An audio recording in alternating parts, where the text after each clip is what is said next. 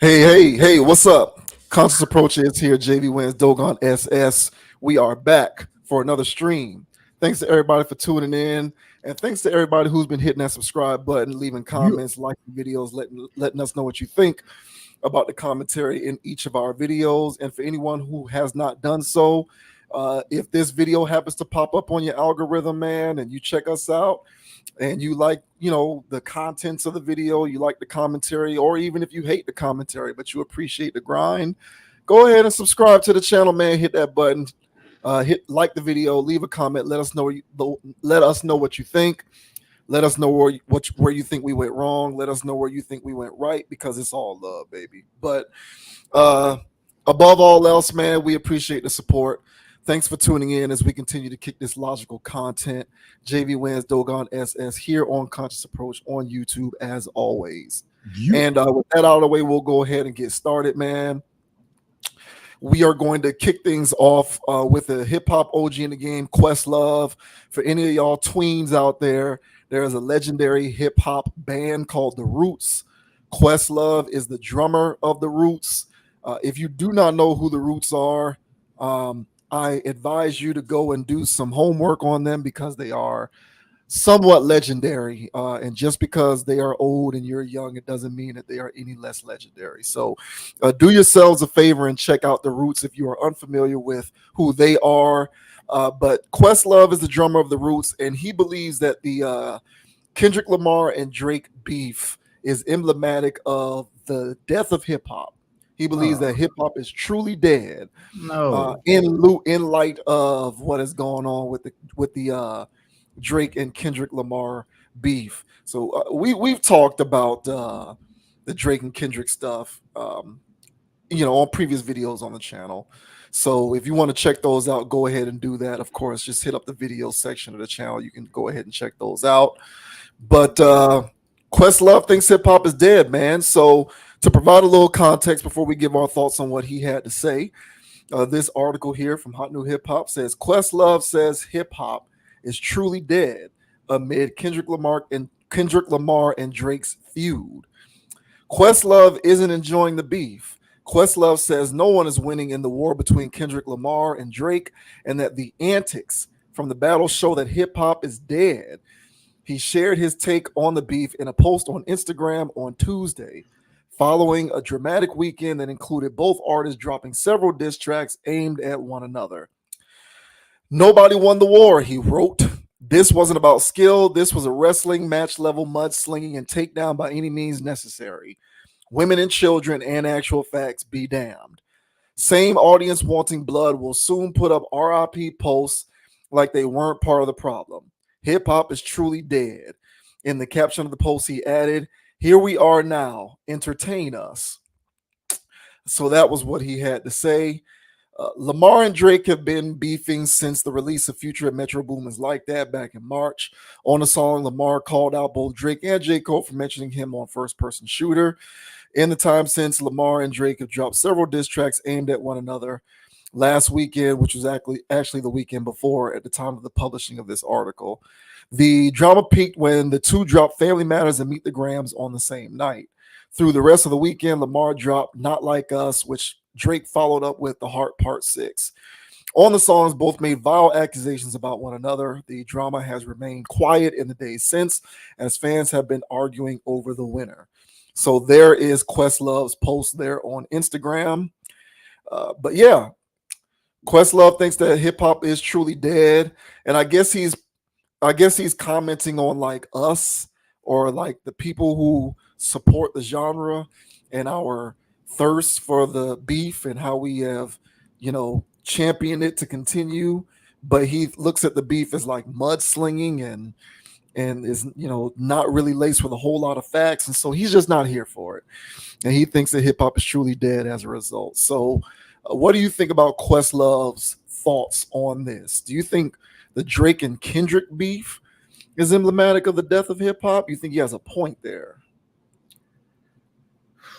I think he does have a point, in the sense that rap has, or hip hop has gotten to this point where bars really don't matter, even though Kendrick has been bringing bars to the table.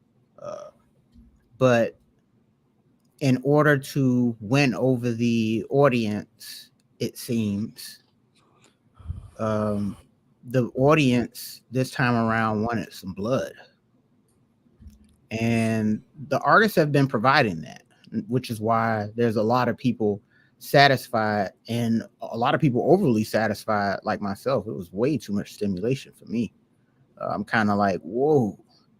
I didn't want no more songs. It was overload, and it was to the point where some people was like, "Hey, look, I didn't even catch up with it all." So it I had was to get, yeah, yeah, it was yeah. music overload, bro.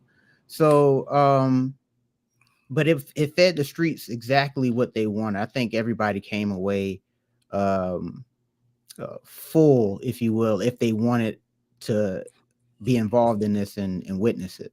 With all of that stuff being said, I wasn't a fan of that either. I'm not gonna lie. Um, you know, the bringing families and stuff involved. I felt like that was I wouldn't have went there. I feel like there's other ways to embarrass one another without bringing in family. Um, and so with those things being said, the people really didn't seem to mind. And I just think that this is just more of a reflection of where society is than so much the art. And as far as the actual bars and uh, hip hop was done justice with a lot of Lamar's verses, a lot of the double, triple entendres, the beat selections, flows.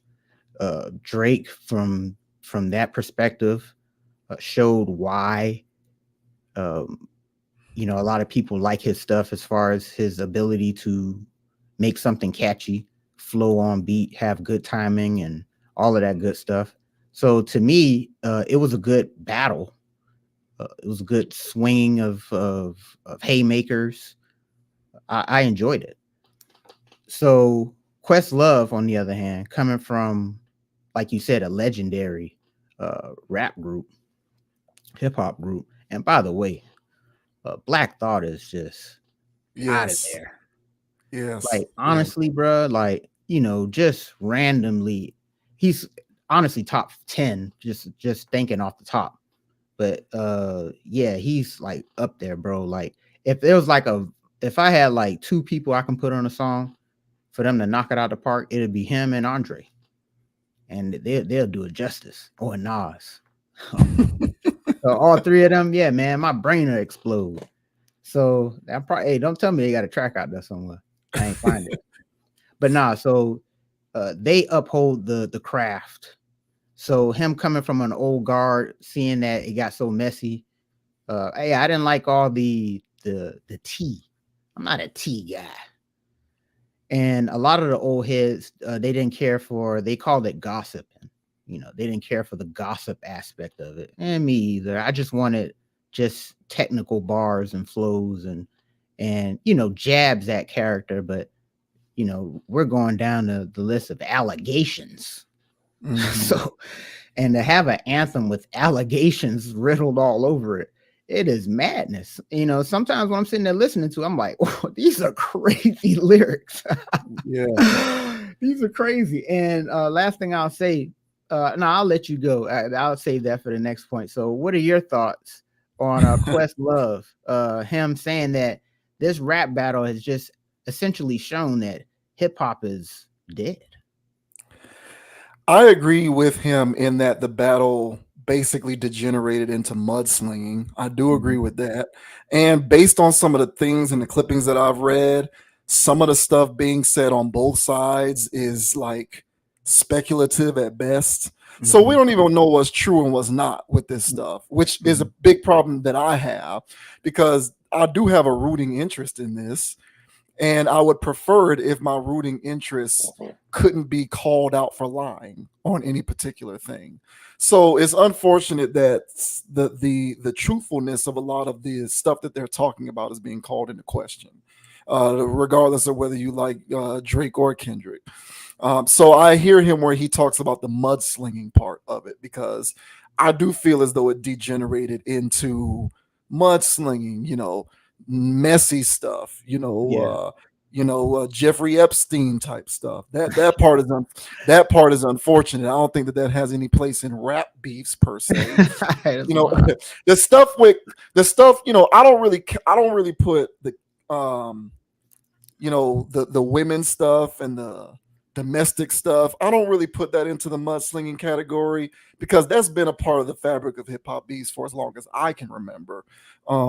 I don't know how it was going on before my time, but I know that during my time and everything after that, that's been a part of it. They'll bring up the dude's baby mama or his wife or the women. Mhm, mhm, So as messy as it may be, I don't really put it into the mudslinging category because I don't know anything different than that. Like they've been doing that. So that part to me is kind of on par. But I disagree with him when he talks about how this I feel as though he's suggesting that this is emblematic of it truly being dead.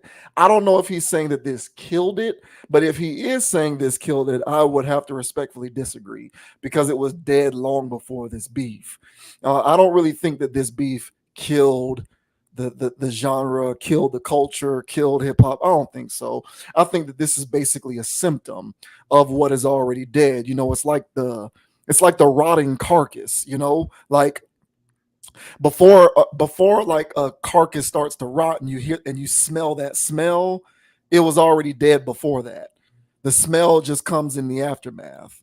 And I think that it's been dead, in my opinion. But this is like, this beef, so to speak, and the mudslinging aspect of it is like the smell that you smell once the carcass starts to rot. That's how I see it. Because honestly, I think what killed it is two things. Um, a a depreciation for skills, lyrics, and bars, mhm, right? Over both from an industry standpoint and from a fan standpoint, mhm, because when it comes to the fan aspect of the music, and I guess this is an evolution or a de-evolution, depending on how you look at it, of the fanhood behind the music, there has been a gradual decline in adherence to skills and bars and lyrics as something that people crave in the music. I've observed that as something that has happened over time. People just don't care about it as much anymore.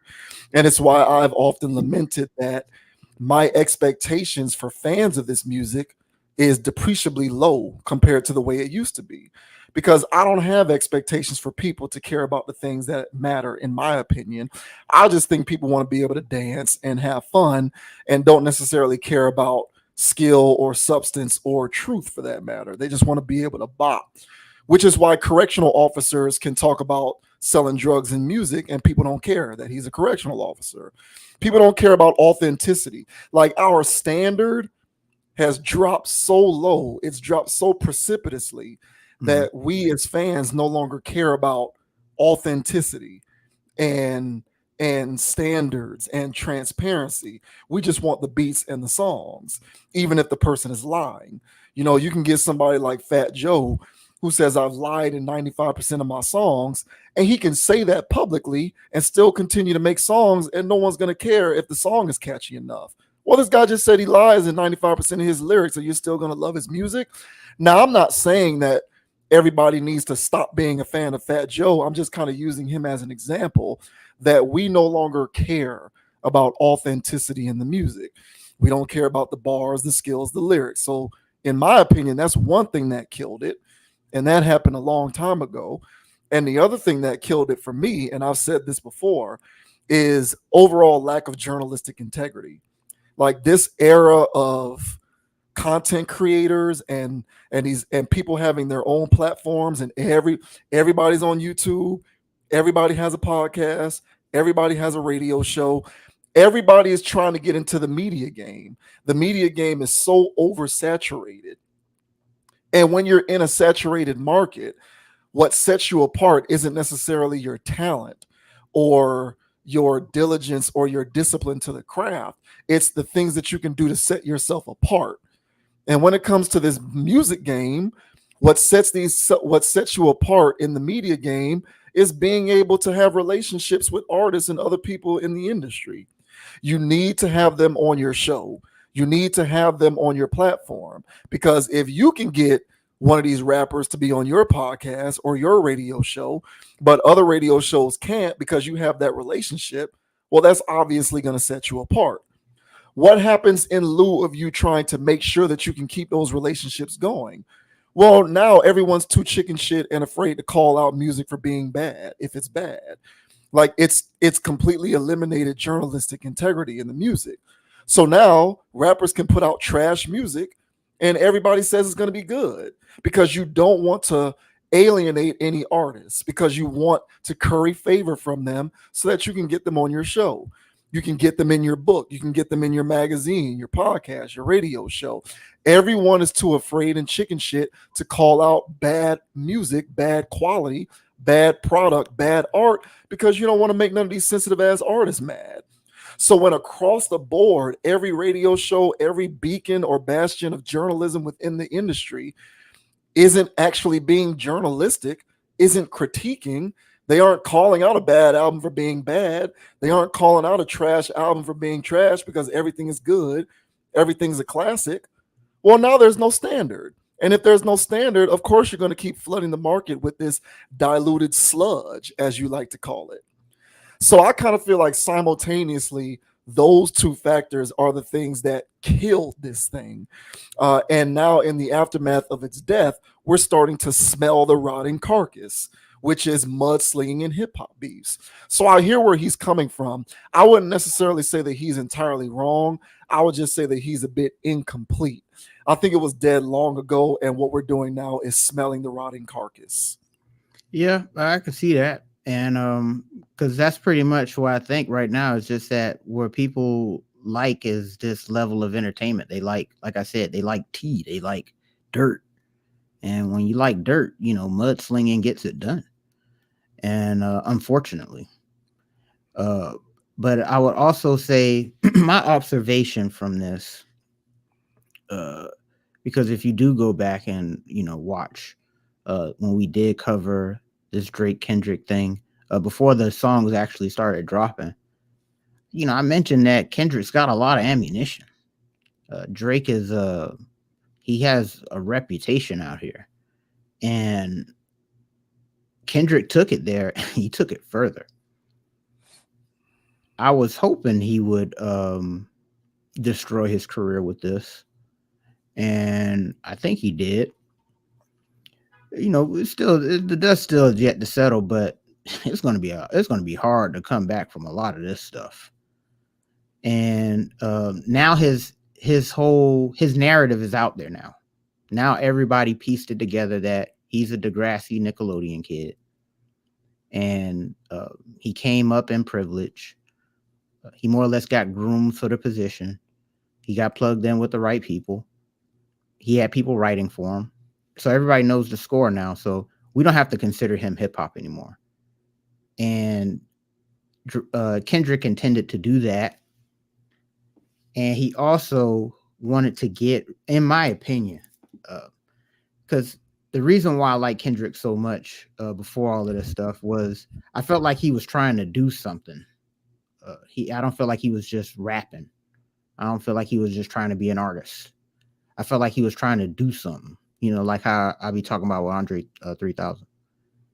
And part of his things on his to-do list was to clean things up. And I felt like Drake was always on his board to get rid of this guy. If you understand the science of words, words. Okay, so words can cast spells on people. And that's what the word spell comes from when you're spelling something out, is to, perform magic on them. And the thing about the English language is it has a lot of ways to mean other things, and you can craft some pretty good spells on people. One thing that Kendrick did to Drake's life with a pen was put a hex on this man's life and legacy. And this is why they say the pen is mightier than the sword. Because he could have, somebody could have done something to Drake and Drake would have been a martyr. or you can write something down and just destroy this man's life and legacy for history. And that's what he did here. And I'm my thing is, when it comes to uh principalities in the world, when you're dealing in a spiritual warfare, as I like to see this situation, it is war. And when you're dealing with war, we're not dealing with art anymore. So this is why I feel like where Quest is coming from, he's coming from just a strictly artistic perspective. I don't think that's where Kendrick was operating from. And if you listen to some of his lyrics, especially when he was talking about saying stuff like, you know, considering what God is considering. And then he told him, you don't know nothing about that. And I've also mentioned on here plenty of times where, you know, you can make any kind of bop song you want, and that doesn't require any skill. But if you're actually trying to convey a message and you're actually trying to piece something together to try to change lives, that requires something. There's conviction in the heart when you write something crazy on a paper and say, I can't say this to the people. And that's what Kendrick does. That's why he stays away for 4 or 5 years. And that's why Drake comes out every year, because he doesn't do that process. That process needs to go. And Drake adds to that filth. And I felt like Kendrick had to get in that mud and sling some stuff around a little bit to wreck some shop a little bit to get that entity out of this business, or anybody else that wants to operate like that when everybody just witnessed this. So it had to get ugly, unfortunately. But I think that it was a necessary evil, in my opinion.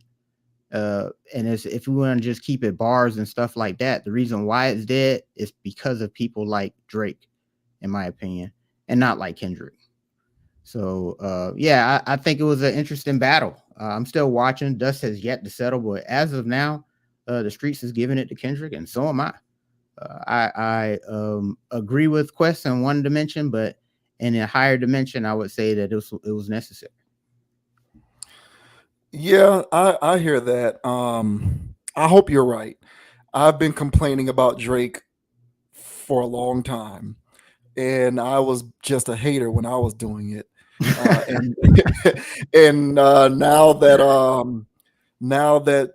this comeuppance is taking place, I feel rather vindicated, because I kind of feel like all the stuff that I used to be talking about, Yeah, it's kind of how I called it. Nothing seemed right with this guy from the jump to me. agreed. But Same. it is what it is. It's just, for me, I hope you're right, but you know how I feel. I get kind of, when it comes to the person, I have faith in individuals. So the person to me is smart, thoughtful, understands nuance. And so I don't have an issue with having faith in the person. It's people in general that I've lost faith in, the collective. I have very low expectations for people. And I have seen people over time gradually not only accept, but embrace low standards across every aspect of human existence, whether it's, what you purchase, what you buy, the cars you drive, the houses you buy, the relationships, the marriages people get in. People across the board are embracing lower standards, and I include entertainment consumption into that as well, music. So I just kind of look, I hope you're right. If I'm going to be optimistic, I would say I hope you're right, but I think people may not see it that way. They're and not. and as as you wait for the dust to settle on what will be the ultimate referendum on this whole situation, Yeah. there's still a big part of me that believes that people are not going to allow Drake to go away. They are going to continue to champion him as like a big part of this music thing. But I agree. But I'm on your side. I was never really a fan of what he stood for personally, and this is once again coming from somebody who did say often that I felt that Kendrick's solo albums were a bit overrated. Just from a musical technical standpoint, not necessarily knocking his skills or his message or his higher calling, so to speak, but just listening to it to my ears sometimes, to me it was a bit overrated, even though I have a tremendous appreciation for what he did. But I don't know. When it comes to this thing, I just don't trust people. I don't trust people to get it, and that's just honestly how I feel. And Drake has his agents Oh yeah. in who have influence, putting the tea leaves out there that it went the other way. You got people like Charlemagne and what's her face, the loud chick who always complain about stuff, Azalea Banks. Complaining about Azalea Banks straight up said Drake Kendrick songs were trash, Yeah. and she even mudslinged on Drake when this ain't have nothing to do with her. But he has his agents in this situation who are going to do their due diligence to ensure that there's at least a sizable portion of the narrative that is depicted in such a way that Drake didn't come out, because it's not even winner, loser, whatever. It's bigger than winner and loser. Like you said, it's about what his place in the fabric of the music and the genre represents from a content standpoint, from a cultural standpoint, and how that stuff does need to go away, in It my needs to opinion. go. It needs And to I think go. for you, you believe the same thing. Like, it needs to stop. Hmm. It really does. But I don't know, man. We'll see. But to Questlove's point, I think that this is like, we're smelling the rotting carcass. But to me, it was dead a long time ago. And his place in this has a lot to do with its death. He was at the forefront of a lot of these themes being propagated to the point Yes. where it's popular. Yes. Drake had a lot to do with pay for vagina no matter what. You know what I'm Yeah. saying? Drake had a lot to do with wife up these strippers and adult film stars. Yeah. He had a lot to do with a lot of this simp stuff that's going on in the streets. Correct. He was inventing a lot of that sound 10, 12, 13, 15 years ago. Yep. And everybody thinks it's cool. It's not cool. It's not cool. But that was when it was killed. Now I just think the carcass is starting to rot and we're smelling it. So I think he's right. I don't think he's wrong all the way. I think he's right, but I also think he's a bit incomplete. And Yeah. I hope that once the carcass ceases to smell, that we can just move it off the road and have a clean, carcass-free road moving forward. Well, yeah, and I'll say this, to tie it all in, man, you're right. It was dead. And a lot of things go in cycles, man. And to quote Mufasa, bro, it's the circle of life, man. And one thing about that carcass, man, it's going to turn into the grass, and the antelope is going to eat the grass. You know what I'm saying? And we're going to eat the antelope. You know what I'm saying? So we're going to get right back to it. And I hope, I really feel like, to put that in perspective, I really think that this is going to help spark. At first, when we talked about this, I was like, this ain't going to inspire NLE Chopper to start and Blueface to start spitting bars. But I think a lot of young people that witnessed this saw Jordan play for the first time. And it was like, oh, that's what bars is. And it's like, yeah. Now get in the lab, because that's what rapping actually is, if they were paying attention. And so hopefully this could spark a renaissance. That I'm putting that out there, that this will help spark a renaissance. But you're right, bro. The carcass is obvious. It's there. And but yeah, I hopefully it's decomposing. Yeah, yeah, for sure. I do. I hope you're right. I hope you're right. Shouts out to Kendrick. No matter, at the end of the day, shouts out to Kendrick. I do think he is doing a tremendous justice. Mm-hmm.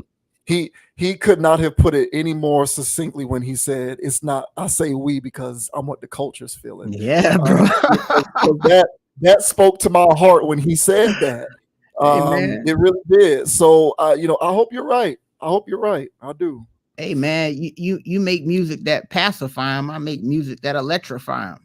Yeah. Hey, man, he said it, man. Hey, and guys, by the way, let us know in the chat, what are your thoughts? Do you agree with Questlove? Do y'all feel like hip hop is dead? Or do you agree with us to the sense of, hey, man, hopefully there may be some renaissance in the future. Who knows? All right. Yeah. So let us know in the comment section, guys. We would like to know for sure. Yeah. Shouts out to Questlove, man. Legend in the game, bro. Yeah, for sure. Black Thought, where you at? Screw.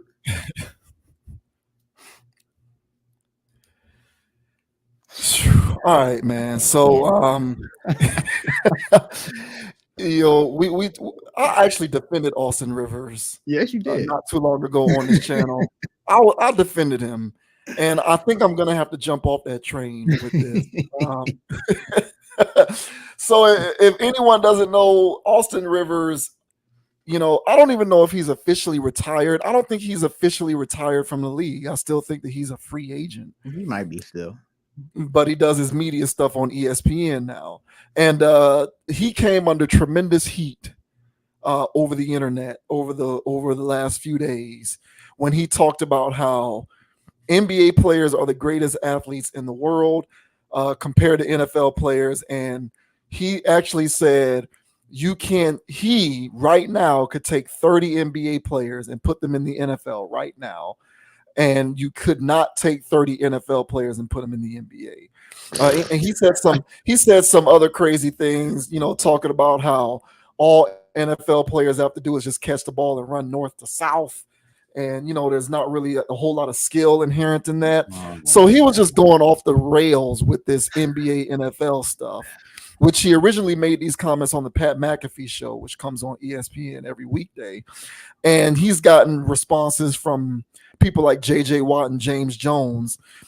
James Jones used to play receiver in the NFL for Green Bay. He won the Super Bowl when the Packers won it in 2010 with Aaron Rodgers at quarterback. That's right. Really good team. That was a crazy year. Aaron Rodgers was doing crazy stuff that year. Fun to watch. Yeah, it was. Shouts out to James Jones. Fun fact, one of the first years that I got into fantasy, that year that he led the league in touchdown receptions, which is the year they won the Super Bowl, I actually made it to like third place in my fantasy team and was able to win my money back. Pretty much because James Jones was a guaranteed touchdown catch every game. So shouts out to James Jones, man. He's actually not that bad as a media person, too. He be on the Speak show on Fox every day. But this here says NFL versus NBA debate explained. Austin Rivers gets roasted by J.J. Watt, others for hot football take. Austin Rivers has the utmost confidence in NBA players' athleticism, but that confidence earned him some criticism on social media. The 11-year NBA veteran who last played for the Timberwolves during the 2022-23 season believes 30 NBA teams could play in the NFL. Believes 30 NBA players could play in the NFL, but 30 NFL players could not play in the NBA, or so he said Tuesday on ESPN's The Pat McAfee Show. This was, of course, last week. So that's a quote of what he said here. I can take 30 players right now in the NBA and throw them in the NFL. You cannot take 30 NFL players and put them in the NBA. Rivers' hot take is the latest in a long history of NFL versus NBA comparisons. LeBron James, in particular, has been at the forefront of these debates. The Lakers star even said Jerry Jones offered him a contract with the Dallas Cowboys during the 2011 NBA lockout. Heat star Jimmy Butler also caught flack for believing he could make it in the NFL because, in his own words, I'm fast and I have great hands. I can really catch. Rivers took it a step further this time, and he has received backlash from NFL athletes, celebrities, and fans alike because of it. Soon after Rivers appeared on the Pat McAfee Show, his quote started making the rounds on social media. J.J. Watt quickly jabbed back at Rivers as the former NFL defensive end challenged the former NBA player to make an NFL team. You don't got a job in either right now. Go ahead and try it, Watt posted on X. Watt followed up, admitting that he couldn't play in the NBA. For the record, I could absolutely not play in the NBA. 6 hard fouls is about all I could give you and call it a day. Even MLB was roped into the discussion as one fan posted a video of former NFL and MLB athletes in a dunk contest. So there you go there. Others continue to clown the NBA veteran for his ridiculous take, from former NFL wide receiver Randy Moss to fans. So there's Randy Moss saying, wow, really? James Jones is the one who kind of went off on him the most. So you can actually, you know what? I'm going to let you go. And what I'm going to do is I'm going to find that clip of James Jones roasting Austin Rivers. But what do you think about what this whole situation here? Do you what do you make of Austin Rivers even saying something like that? You know, and we're NBA guys, but I mean, yet and still, I mean, this kind of seems kind of crazy, don't you think? I mean, this is a out of touch take, man. I don't think he even watches football. The only reason he can say that, besides being just a basketball and NBA homer, is to not have any idea what football actually is. I guess he think it's just football smash, and and that they don't have any, finesse or skills. Hey man, what are these 30 NBA players going to play? Receiver? That's it. That's all they can play. They can't play corner. That's a monster position. You're gonna have all kinds of technical skills. The best they could do is receiver and tight end. They couldn't play any other position. So I would say no. Could they get in uniform, run a route, and catch a ball? Yeah, but would they be effective? No, they'd be clunking idiots, like a lot of the football players that get on the basketball court. Yeah. So I think this whole debate, there's so much technical skill that goes into football that's overlooked. Just the sheer, like, the mechanics of offensive linemen, of how they have to be in their stance, how they got to get off, and where they got to place their hands, and certain leverage things. And then on top of knowing all that, you have to actually have the strength to use your skills. Like, it's a lot with that. That's just O-line. And tight end, it's not sweet, even though we've seen a lot of basketball players, not a lot, but a handful of ex-basketball players get in and play tight end. So it seems like a seamless transition, but tight end is still, a lot of those guys were just receiver based. So they were just glorified receivers. They weren't really blockers or stuff like that for the most part. So they were limited athletes. So even if LeBron were to get out there on his Labalco, allegedly, and was out there, he was out there running, playing tight. Best he could have played was tight end, but he would have been a clunking idiot too. And he would have been good for a fade route here or there, but that's not playing football. So I don't think that Austin Rivers here appreciates the grind that football players have to go through. Because everybody knows, or at least the basketball people understand, because we've seen the guys from the football team come on a basketball court and try to play. And, it's not a pretty sight. And so the thing is with NBA players, they think because they do have a certain level of finesse and ways of moving that they are more athletic. But if you can bench 500 pounds, run a 4.4, I think you're more athletic than a guy that can just jump 44 inches. And so the guys in the NFL are way more athletic. That's why when they come over to football players, they're jumping out the gym and pushing people out the way. Yeah. So they're more athletic. NBA players are more agile and nimble. And it serves them in their sport. And the other thing serves the NFL players in theirs. So I think both sides just need to respect the grind, honestly. And if I were to be honest, I think that more football players would succeed playing basketball than basketball players. Throw Paul George out there. And this is my thing. The way we want to do this, let's just grab players out of hat. Let's just grab players. No, let's grab LeBron. And no, let's not do that. Let's just grab somebody. Hell, and I go in there and I scoop up Tyrese Halliburton. All right, Tyrese, now go out there and run around. He's gonna get smashed, And then but you tell any football player out there, hey, Aaron Donald, get out there. He's gonna grab some rebounds and defend his ass off, and he'll be effective. So I just think that the athleticism translates better, and I feel like the NBA players could translate and just be in the game and fit better than a football player. And last thing I'll say is that there's certain levels of body callus you need from always getting hit like that full speed. And these NBA players don't have that. And the first few times they get whacked, they ain't gonna want no more. So you gotta have that callus too, man. And so it's a tougher sport, football is. So I don't think a lot of NBA players will cut it, even if they can make a catch and run fast. So that's my thoughts, man. He's just out of touch with this. He doesn't watch football, and if he does, he doesn't appreciate it. So, what are your thoughts on Austin Rivers? Saying that 30 NBA players can play in the NFL, and 30 NFL players couldn't play in the NBA. Yeah, we, the basketball media congregation, hereby renounce Austin Rivers yeah, bro. Like, as a credible person who speaks on behalf of basketball lovers in the media. I think he's crazy. So here first, before I give my take, here's what James Jones said on Speak last week in response to this comment by Austin Rivers. This kind of went semi-viral on the internet between them two. Yeah, fair use, man.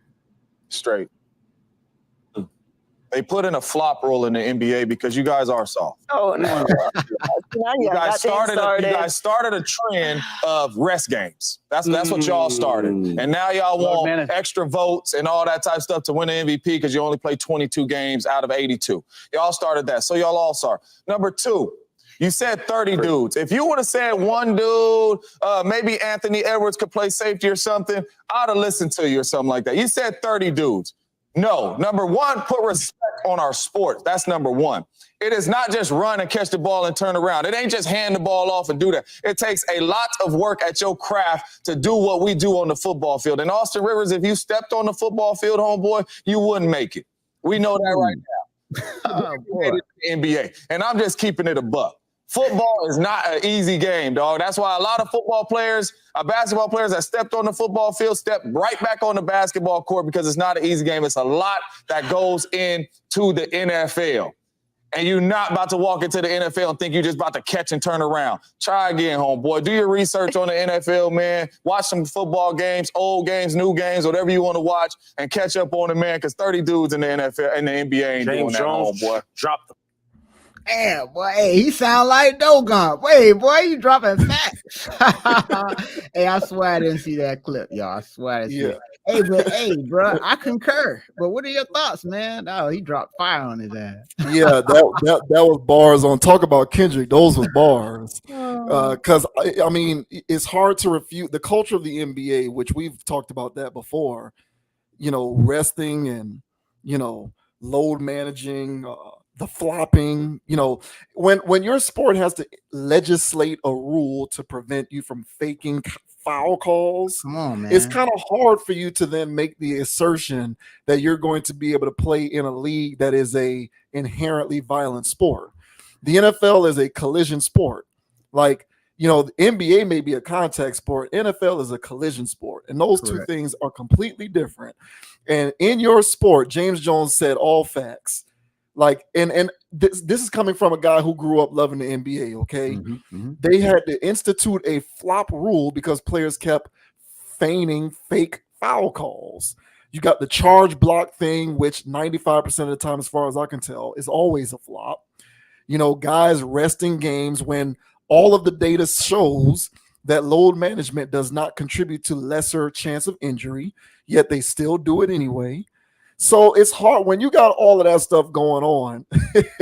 The NBA had to make a rule that in order for you to qualify for in-season awards, you had to play at least 65 games because guys were willfully playing less games than that every season without caring about the consequences.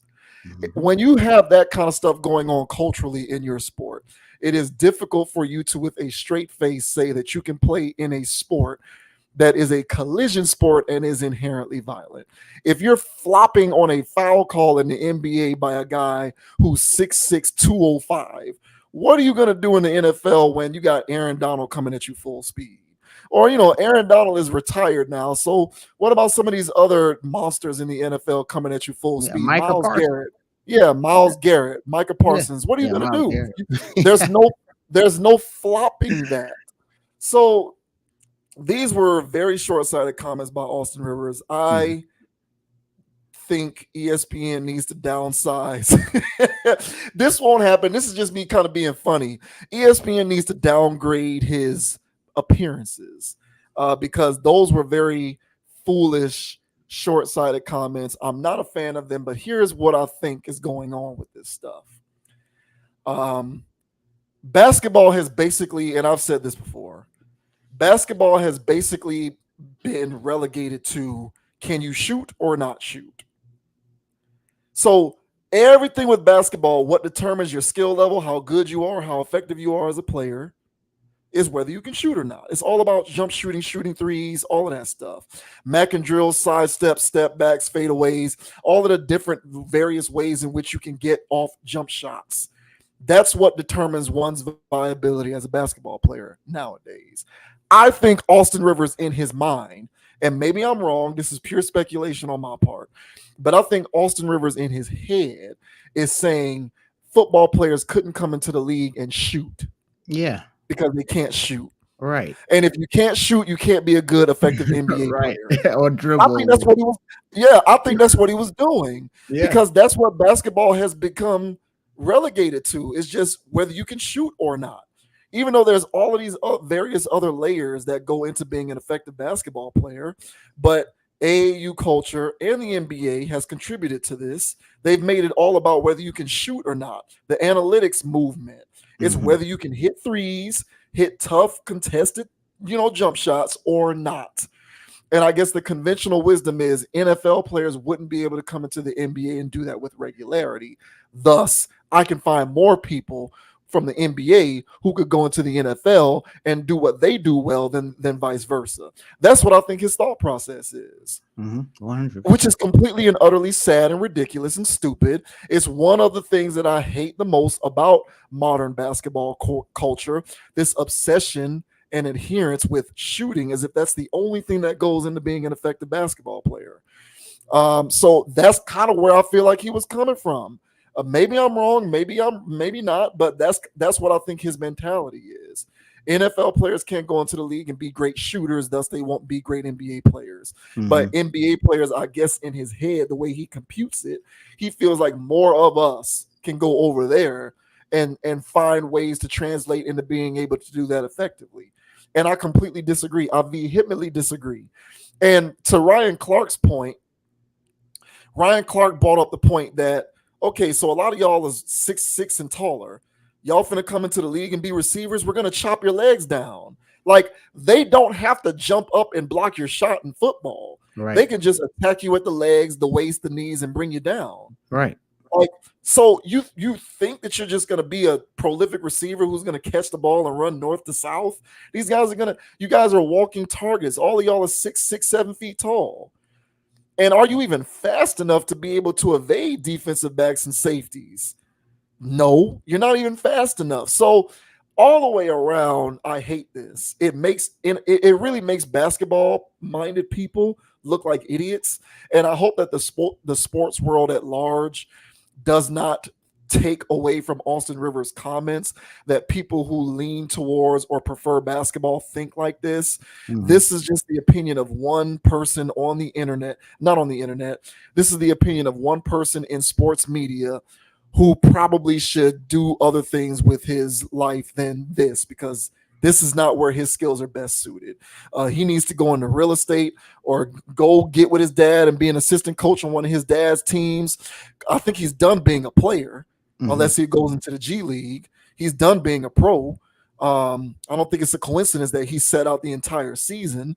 So his career as a player is done as far as I'm concerned. It was marginal at best at his peak anyway. And many of his opportunities came as a result of his pops being a head coach in the league.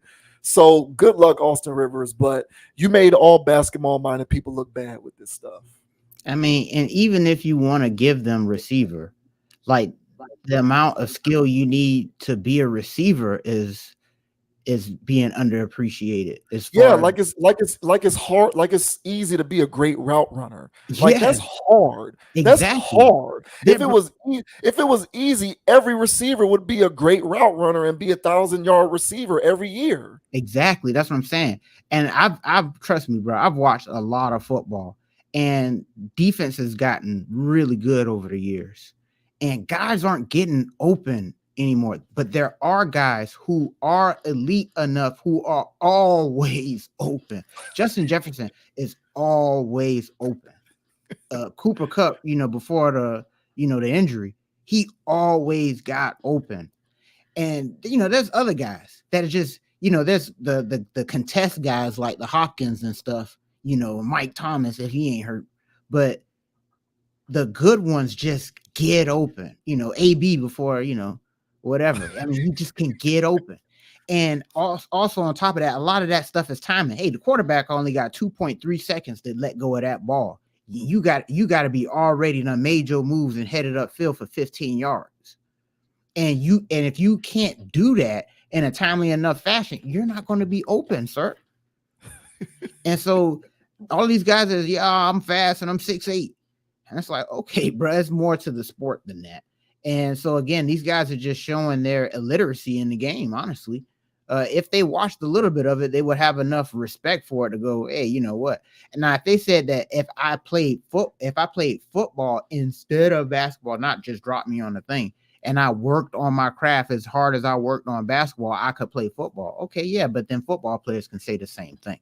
Correct. So if we're just talking to science to just drop me in, NBA players don't really stand a chance. They'll get ate up. And just like I said, and just take JJ Watt, for instance. He said, hey, he can't play a lick of basketball. I know exactly how JJ Watt played basketball. And I tell you what, if you put him out there on a court for 15 minutes, he may not score any points. But like I said, he's going to be hella effective. He's going to tell me who shouldn't score. And he's going to make sure that guy doesn't score. He's going to use his 6 fouls. He's going to do it. And he's going to be in the way. And those 15 minutes will be a little bit more serviceable than 15 routes from, Tyrese Halliburton. You know what I'm saying? So, it's out of touch take right here from Austin. He's had some decent takes. I took up for him on a couple occasions myself. But this one here, I guess he can't cross-pollinate. So we don't want to hear you talk about football stuff because apparently, it's like listening to Keyshawn Johnson talk about basketball. It is like nails on a chalkboard. I'm like, why is he still on the show? Get him off the segment. Here's Keyshawn talking about, the dumbest things, bro. So, Austin, you're in that boat to me, man. You're just not, your football card's been revoked, bro. You can't talk about it no more. Yeah. As much as I can't stand Shannon Sharp when he goes on his LeBron rants, Shannon Sharp actually can talk basketball. He knows basketball. Like, he knows what he be talking about. And he be knowing his history too. He go back into the 70s and 80s. Like, Shannon Sharp be knowing his stuff. Yeah. Austin Rivers is not somebody who can do it. I'm sorry. He just needs to have a seat when it comes to these kinds of topics no more. Very, very short-sighted. Very short-sighted. And I really do kind of feel like this type of mindset is emblematic of how basketball has essentially been reduced to analytics and shooting threes. More broadly, jump shooting, if you want to get more broad with it, if you don't want to be specific enough to say shooting threes, but jump shooting in particular. And this idea is essentially the better the shooter you are, the better the player you are. And that to me is silly, but that is the culture of basketball presently. As presently constructed, that is the culture of basketball. And so I kind of feel like his angle was how many NFL players can come into the NBA and be shooters. And that's really where I think he was coming from. And like I said, that's speculation on my part. I could be wrong. But otherwise, what other ridiculous place could you be coming from in order to realistically think this? It's silly. But I'm with you, man. Like, I think a guy like Calvin Johnson could have came into the NBA and been effective immediately. Off rip. And he wouldn't have been a prolific scorer, but he could have given you 15 minutes. He would have been an athletic wing who can stay in front of people and guard the perimeter, which is valuable in and of itself, even if you can't score. And he would have given you hustle plays. He would have given you putbacks and maybe a couple free throws here or there. It's just very short-sighted to just blanketly make that kind of a statement. It makes you look like no one should pay attention to your opinion. Honestly, that's kind of what it makes you look like. I didn't like it at all. But if it's like and scoring is his thing. Like, so they're gonna grab some random defensive end and he's gonna drop 20, he's gonna drop 30, he can't make it. And it's like, I was like, bro, stop it. You know what I'm saying? But yeah, man, this I can't stand it, Austin. You looking crazy right now in these streets, bro. And if you grab Dennis Rodman and Ben Wallace, prime, and you drop them in today's NBA, even with their inability to score, they will still be wrecking things. Yes. So you don't need to score even in modern, and Jokic and Luka is shattering the whole notion of bigger, stronger, faster, because they're moving slow as hell and they're crushing these dudes. So all of these fake things that these guys are holding on to of why today's basketball is better, it's always being dispelled. And so yeah, he's just holding up a myth, bro. Yeah, man, y'all can dribble fast, y'all can shoot, doing all this crazy stuff, but where's the real skill? And these guys are lacking that, man. So need to tighten up, bro. Tighten up. Yeah. Get out of here, Austin. This is just. I defended him. I remember when he talked about how the economy of the NBA is such that the mid-level player no longer exists. Yeah, I remember that. You're basically a max level player, or you're a veteran league minimum or a league lower tier role player type player. And I agree with that. He was right about that, but that was an NBA centric topic. And so I guess he knew enough to talk about that with some sense. This was just completely ridiculous. And like I said, he made all basketball minded people look bad. I really do feel like he just kind of made us look dumb, because now we have to speak on behalf of people like this who make comments like, well, not me, but people in the media who are NBA guys, like NBA people. Austin Rivers does not speak for all NBA people. He just doesn't. This was just stupid. It was JJ Redick does. So with his basketball mind. The genius of JJ Redick. Yeah. Oh man, we're in trouble, bro. Well, he might be the coach of the Lakers. Hey man, we'll see. I hope he is, bro. I want to see that plane crash. Speaking of carcasses. Exactly. All right, so this is going to be interesting, man. Tiffany Haddish is apparently trying to be on the right side of everything. She's trying to get her life together, I guess, or her personal life, her relationship life. And part of her journey in trying to get this thing together, she talked about how she actually started to bring her therapist on dates so that her therapist can meet the men that she's going on a date with and then give her feedback on whether she should continue to date the guy or not. So, and she said this, I think she was on a talk show when she talked about this. So it's very public stuff, man. But I don't think I've ever heard of anything like this before. So this says Tiffany Haddish says she brought therapists to meet her dates. Comedian Tiffany Haddish told Seth Meyers this week that she arranged for her therapist to meet her dates in person. Haddish, appearing dead serious, said on Thursday's episode of Late Night that she went through a string of therapists before she found one who made her laugh and whose judgment she trusted enough to help her find love. I started asking them to come with me on dates, come with me to different things, Haddish said. She clarified that she was not asking the therapist to attend her comedy performances, but to meet Haddish's potential romantic interest when she was out with them to see if there's somebody I should be dating. Haddish said she gave no advance warning to her dates, but did introduce her therapist when they showed up. The Girls Trip and Like a Boss star said she got feedback from the therapist the next day, but didn't always listen. The therapist was telling me, don't date that person, she said. And then I'll be like, oh, okay. And then I would date them anyway. And then I was like, oh, dang, the therapist was right. Haddish didn't specify when exactly this vetting had taken place in her life, but the I Curse With You Joy author recently revealed that she's been celibate. I think I only got so much soul left, and I don't want to necessarily just give it over to anybody, she said during a podcast appearance. Haddish has also said that she's been sober for months following a November arrest on suspicion of driving under the influence, yada, yada, yada, yada. So what do you think about Tiffany Haddish bringing her therapist to the date so that the therapist can meet the date and then tell her whether she should date the guy or not, without even telling the guy that the therapist was going to be there, no less? That's wild. But yeah, man. So I don't think I've heard of something like this. Not to say that it doesn't go on. I've just never heard of that. But what do you make of that? Let's say this.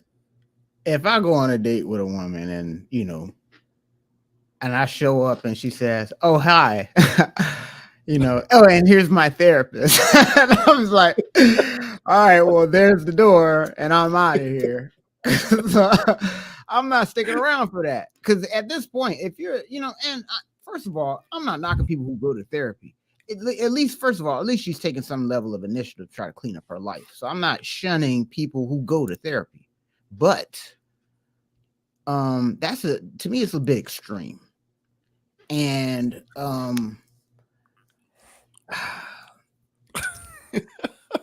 the lack of discernment should be alarming for her. She should try to learn how to develop her own discernment instead of trying to depend on a third party. And I think that's the part about this that is, it rubs me the wrong way. It's not sustainable. And if you're struggling with discernment after he already told you don't do it, or she told you not to do it, and you still go through with it, you're really struggling with decision-making skills at this point. So this is a deeper rooted issue than having your therapist be your quick fix for whenever you're going out and playing pawpaw or mama and saying, "Hey, this is not a good friend for you." You should be able to have that level of discernment yourself, I would say. And, one could say she's going to therapy to help fix that, but bringing the therapist along, I don't think that's helping the exercise. I think that's more of a coddling type of move instead of trying to get out there on your own and take your own lumps. So on one hand, it could be seen as her trying to take her life back. But it also seems like a desperate attempt to take one's life back. And, one she can afford to do. But if circumstances were different, she would have to look within herself, which is why she's going to therapy, but to look within herself and try to mend those areas that clouds her decision making. So I can't say that I'm for this. And again, if I showed up to a date and she says, "Here's my therapist," I'm not here for that. I might, I'm like, is he paying for this? Like, is she paying for, like, what's going on? Oh no, they're just going to sit here and watch us talk. Like, how does this work? Like, what is going on here? So I can't say that I'm in favor of this. Attempted a step in the right direction, but I think it's not fully thought through. So what are your thoughts on Tiffany Haddish bringing therapists to her dates to evaluate her own partners? Yeah, I think she's taking the involvement of the therapist to extreme lengths. Mm-hmm. But I also kind of think that she is just a lost soul in search of answers. Yeah. And when you're a lost soul in search of answers, you will do extreme things in your pursuit of said answers. I somewhat understand what she's doing from this standpoint. Mm-hmm. So when it comes to this relationship stuff, men and women each have a fatal flaw. Men have a fatal flaw and women have a fatal flaw. Men's fatal flaw is we are slaves to vagina, and we will devalue ourselves and our worth and our merit in the pursuit of vagina, so much so that we will actually lower ourselves to paying for it as if we are going to a grocery store to buy groceries, when we should not casually ever have to pay to be in the company of women. Like, I love women, but no woman, just based off of the sake of her existence alone, is so valuable that I have to pay merely to be in her presence. That to me is ridiculous. Mm-hmm. But men's fatal flaw is that we will lower ourselves. We will devalue ourselves to the point where we will, be such slaves to vagina that we will stoop so low as to just literally pay for it. And I'm not talking about like you going down to Miami for a week and you gonna ball out, and so maybe you'll pay for some stuff, but you still got a regular life to get back to. You got reality to get back to, where that's not really what you do on a regular basis. I'm not talking about you going to a bachelor party in Vegas for a 4-day weekend, and so you're gonna ball out, and maybe y'all gonna drop some money and get some and be in the company of some women here or there. I'm talking about in your regular everyday life. You're at a point where you feel like your interaction with women is based upon the pretense that you have to be willing to pay for it. So that's men's fatal flaw, being slaves to vagina in such a way that we have basically reduced our interaction to women along the lines of a transaction. Women's fatal flaw is decision making. That's women's fatal flaw. They have horrible decision making when it comes to choosing men.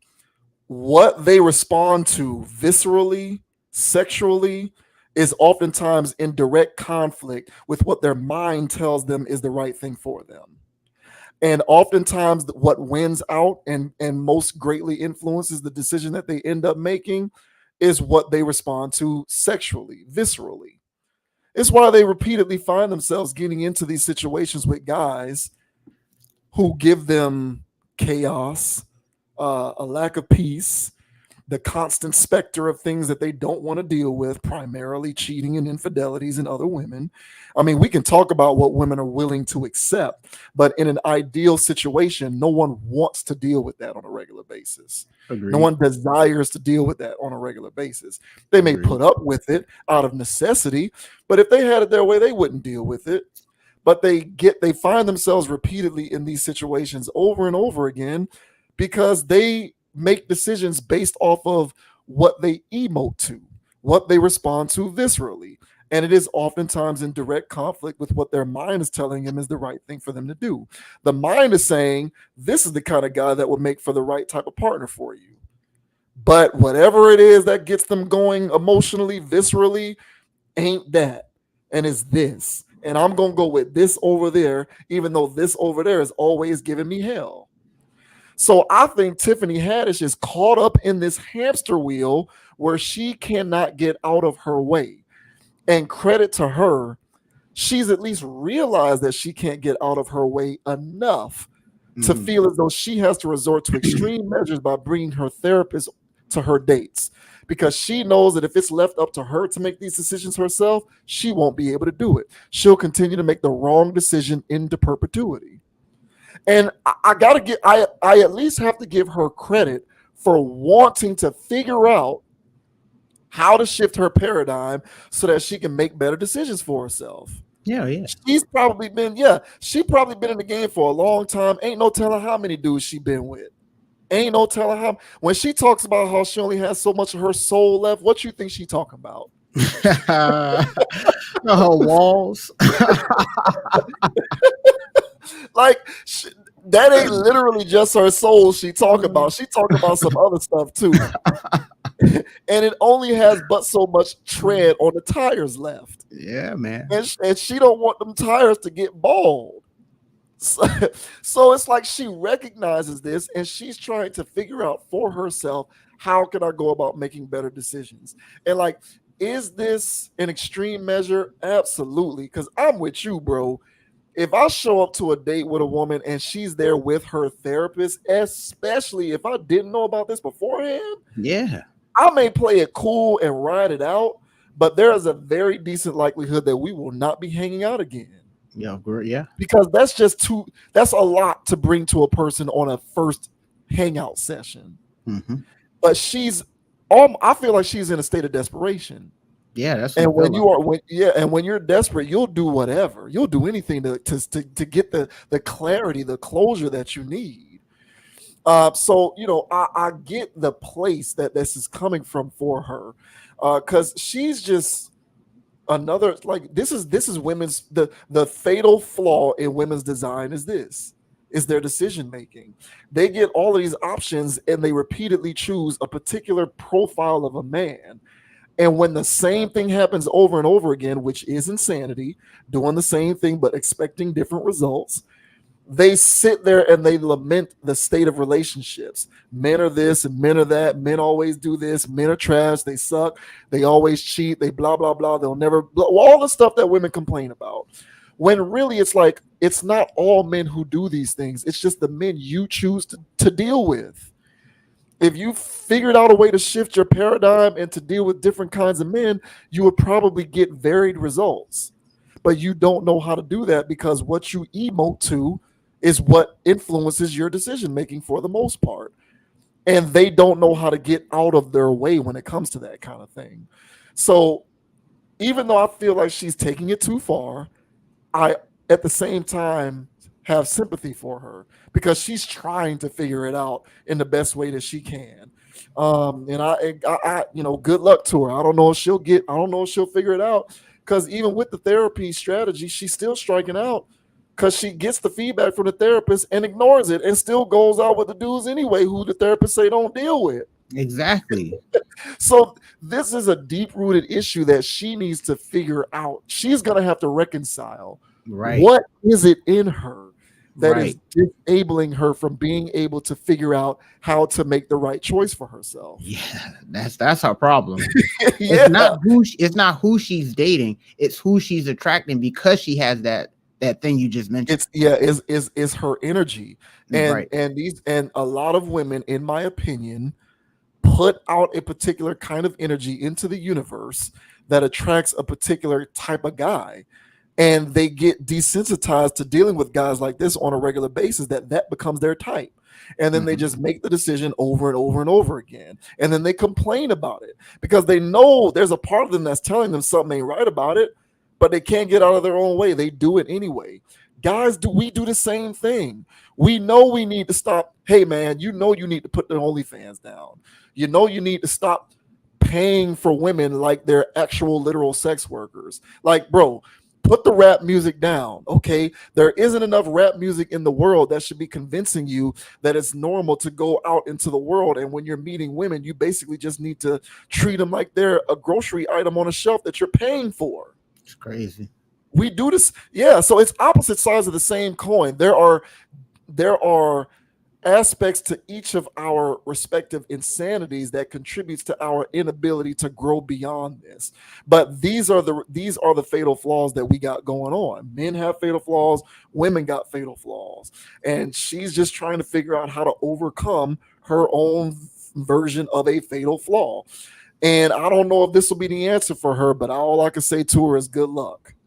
Yeah, and just to piggyback on what you were talking about, it's like her frequency is on 99.1, and she's asking her therapist to come and hey, because she wants a 103.5. So she's coming to her therapist, when her therapist helps amplify and boost her frequency to 103.5 to help her with her judgment and stuff like that. The amplifier tells her, okay, hey, yeah, this 103, yeah, this is it. Yeah, y'all good. Okay, yeah, cool. And then so when she actually gets with this person, let's say for instance that the doctor said is okay, there's still in-house things you gotta be on in order to be on the same frequency with this person. And when the doctor's gone, for who's there to make the decisions for you, to help to be that rock, that support, and all, when that thing's gone and you're by yourself, you're back on your 99.1. And so you're gonna have to, the thing is in order for her to be in that spot, she needs to be able to amplify her own frequency. So that's the reason why I think that this is noble on paper, because she is going to therapy, but this is incomplete. This is incomplete. So yeah, best of luck to her. I commend people going to therapy. I don't besmirch that at all. And so long as the lessons that's being learned and the information that's being gathered through your own life story, and you're piecing it all together and understanding yourself better, it should be able to help you make greater decisions. And so yeah, she just needs to stick with it and not try to find a quick fix. All right. Ain't no Ozempic for this, shawty. You actually have to go through it. So it sounds like she's trying to find a quick fix for her decision making, and that's not it.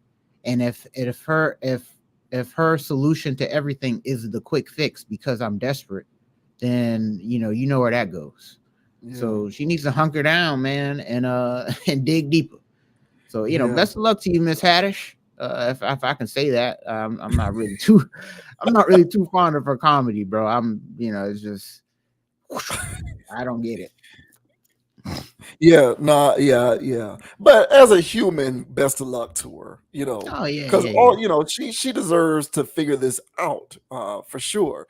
But yeah, what are you gonna do? Is every single time you need to make a decision like this, you're gonna bring your therapist with you? So like, let's say you're dating a guy, you feel like he's gonna propose, you're gonna make sure that the therapist is there every time that the guy might propose, or y'all need to buy a house together. You're gonna make sure the therapist is there to consult you on everything that's going on. Like, you can't use that as a crutch. Like, you gotta figure out what is the deeper rooted, what is the mechanism in the brain that needs to be unlocked, that's currently locked, that is behind some kind of paywall in the brain that's preventing you from being able to make the right decision. And it's not just her. I feel like this is a thing with a lot of women. If I can speak candidly, I know I'm not a woman, but hey, man, I had a friend of mine who's a woman. She's still a friend of mine, and she used to tell me this all the time. She used to be like, "Yeah, I know the kind of guys I should be dating, but I always pick the other kind of guys because my brain doesn't win in the war against what the other thing is." Like the brain rarely wins in that equation. It's always what the rest of her responds to that ends up being what prevails in terms of how they make their decisions, and they just can't get out of their own way. And so I commend her for trying to figure out how to get out of her own way, but you also can't rely on this. It's like being it's like being on a prescription drug instead of just getting over whatever it is that you need to get over it, via natural means. Like if you keep popping those pills, then other things are going to go wrong. So, correct. Yeah, I'll say good luck to her on a human level. Because she just wants to be able to get out of her own way. What do you guys think? So let us know. Would y'all bring y'all therapist to a date, or would you entertain somebody who brought a therapist to y'all date and didn't even tell you? So hey, man, let us know in the comment section. I know I ain't standing for it. Yeah, I'm not for that. That's wild. Yeah, I probably wouldn't go for it.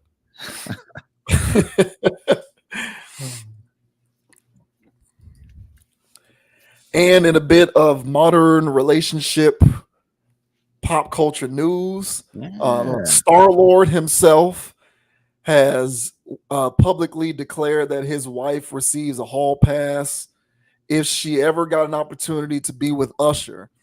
So apparently, who else is Owen Grady is his character's name in the Jurassic Park movies. That's right. So yeah, Owen Grady himself, Mr. Star-Lord, Peter Quill, is cool with his wife getting a hall pass in order to be with Usher. And of course, this has some people talking. He's married to the daughter of Arnold Schwarzenegger. Yeah, Catherine Schwarzenegger is her name. And this here says Chris Pratt says Usher's wife, Catherine Schwarzenegger's hall pass. I can't blame her. Chris Pratt knows that his wife, Catherine Schwarzenegger, got it bad for Usher. The Guardians of the Galaxy star told Entertainment Tonight that the singer is his wife's hall pass crush. She knows every word. Pratt joked about Schwarzenegger's affinity for Usher's music. I didn't even know that until we were doing a little road trip and she started putting on Usher. He continued, and man, she knows every single word. So I guess Usher's her hall pass. I can't blame her. Pratt previously posted an Instagram video about the Super Bowl, whatever that number is, 53, Super Bowl 53 halftime show, where Schwarzenegger danced and sang along to My Boo, Confessions, and Burn. When Usher sang "Don't Leave Your Girl Around Me," was he talking to me? Captioned the post. While Usher recently married his longtime partner, Jennifer I'm not going to attempt to say that. That last name is tricky there. Mhm. Schwarzenegger could be the next lucky woman who Usher serenades if he ever headlines a Las Vegas residency again. My So, goodness. what do you make of Star-Lord himself, Mr. Peter Quill, saying that, hey, man, I relent. My wife's hall pass is Usher. I don't blame her. You know, I think this is this is some Hollywood stuff. So let's throw that caveat out there. So they do roll differently, and I'm pretty sure, you know. So I think swinging is normal over there. Some cuckold action is normal over there. So they're not too. This doesn't run them away. You know, this is just hey, you know, if she wants Usher, she can have him. You know. And so I think this is a more of a Hollywood type of thing. However, I do think that this is slightly modern behavior because I've heard hall pass conversations before. Well, they had the movie. They had the movie. They had a movie for hall passes. I think that's where the whole. I think that's where the expression comes from. They made a movie called Hall Pass back in the. Yeah, it had I seen it before. I watched the movie. It had what's that guy's name? Too. He used to be on Saturday Night Live. I think Owen Wilson. Yeah, from Wedding Crashers. Yeah, and then this other guy, what's his name? Jason. I forget his last name.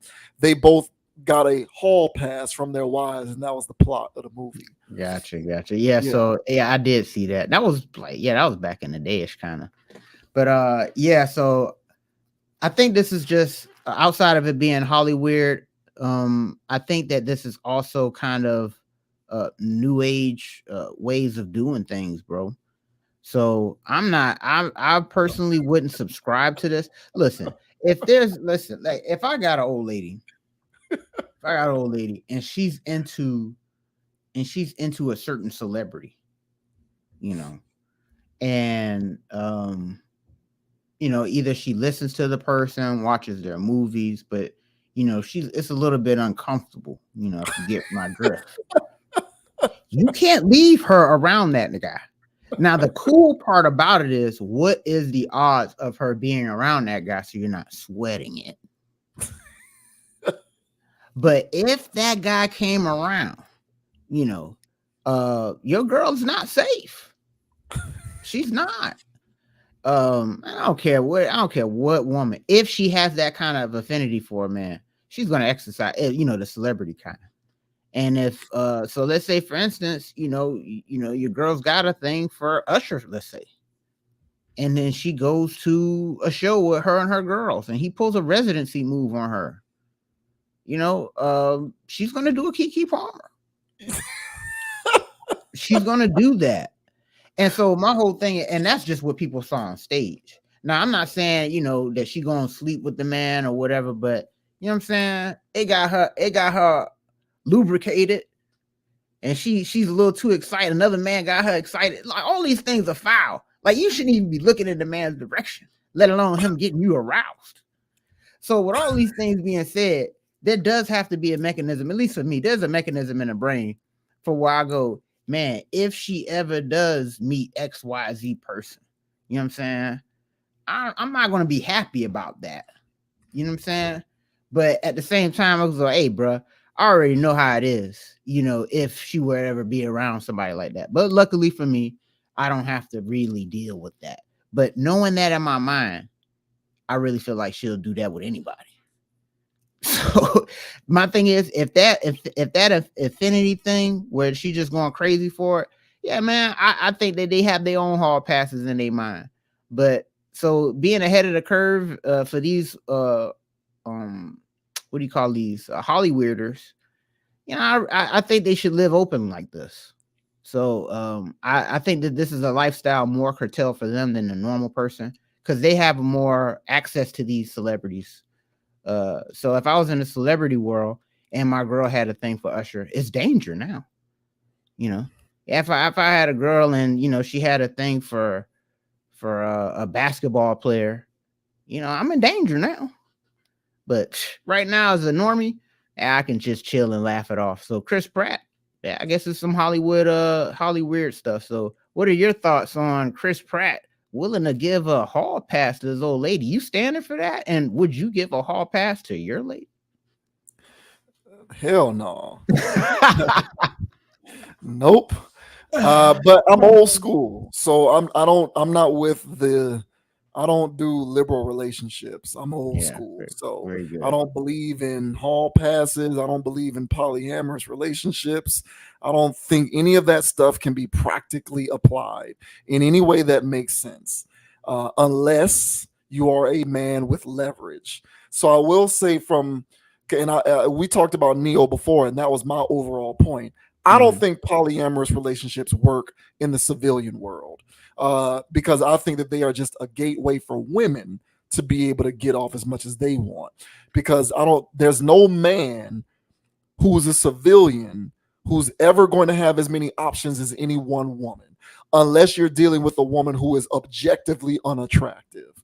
If she's even reasonably attractive, a 6 or better, there is no woman who's going to have less options than any one man.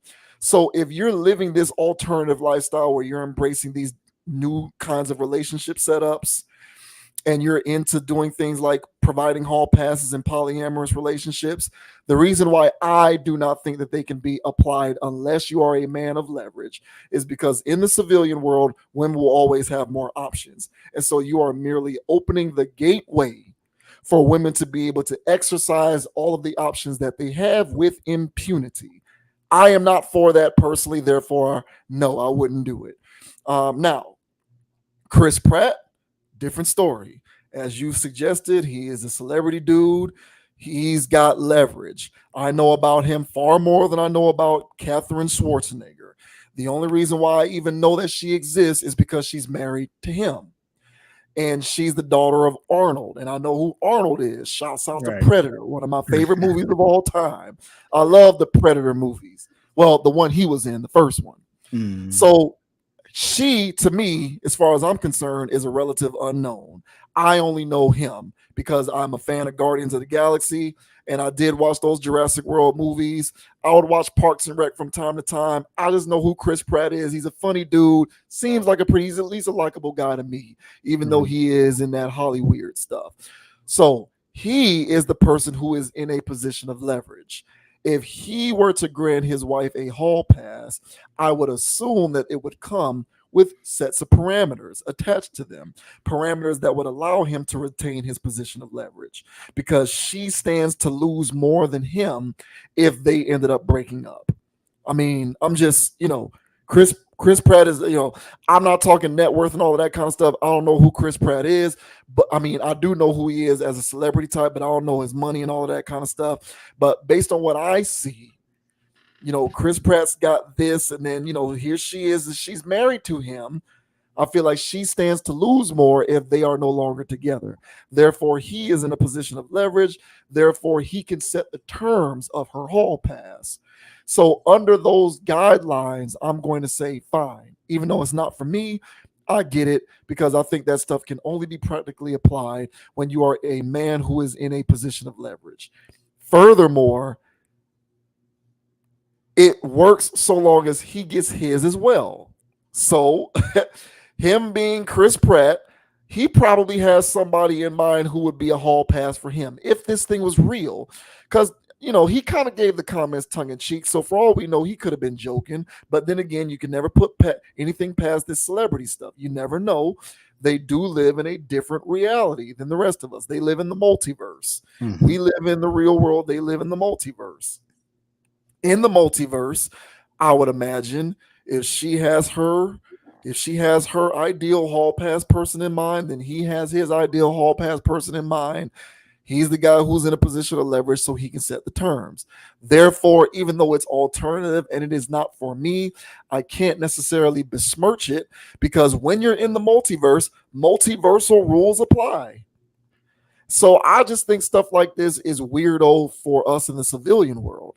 I'm not going to stand for it, because if I'm a civilian, I know my girl has more options than me. So I'm not signing up for this, because you're going to be getting off more than I am. I'm going to be out here trying to grind the midnight oil while you can just go to the grocery store and you can get 3 numbers thrown at you just by mistake.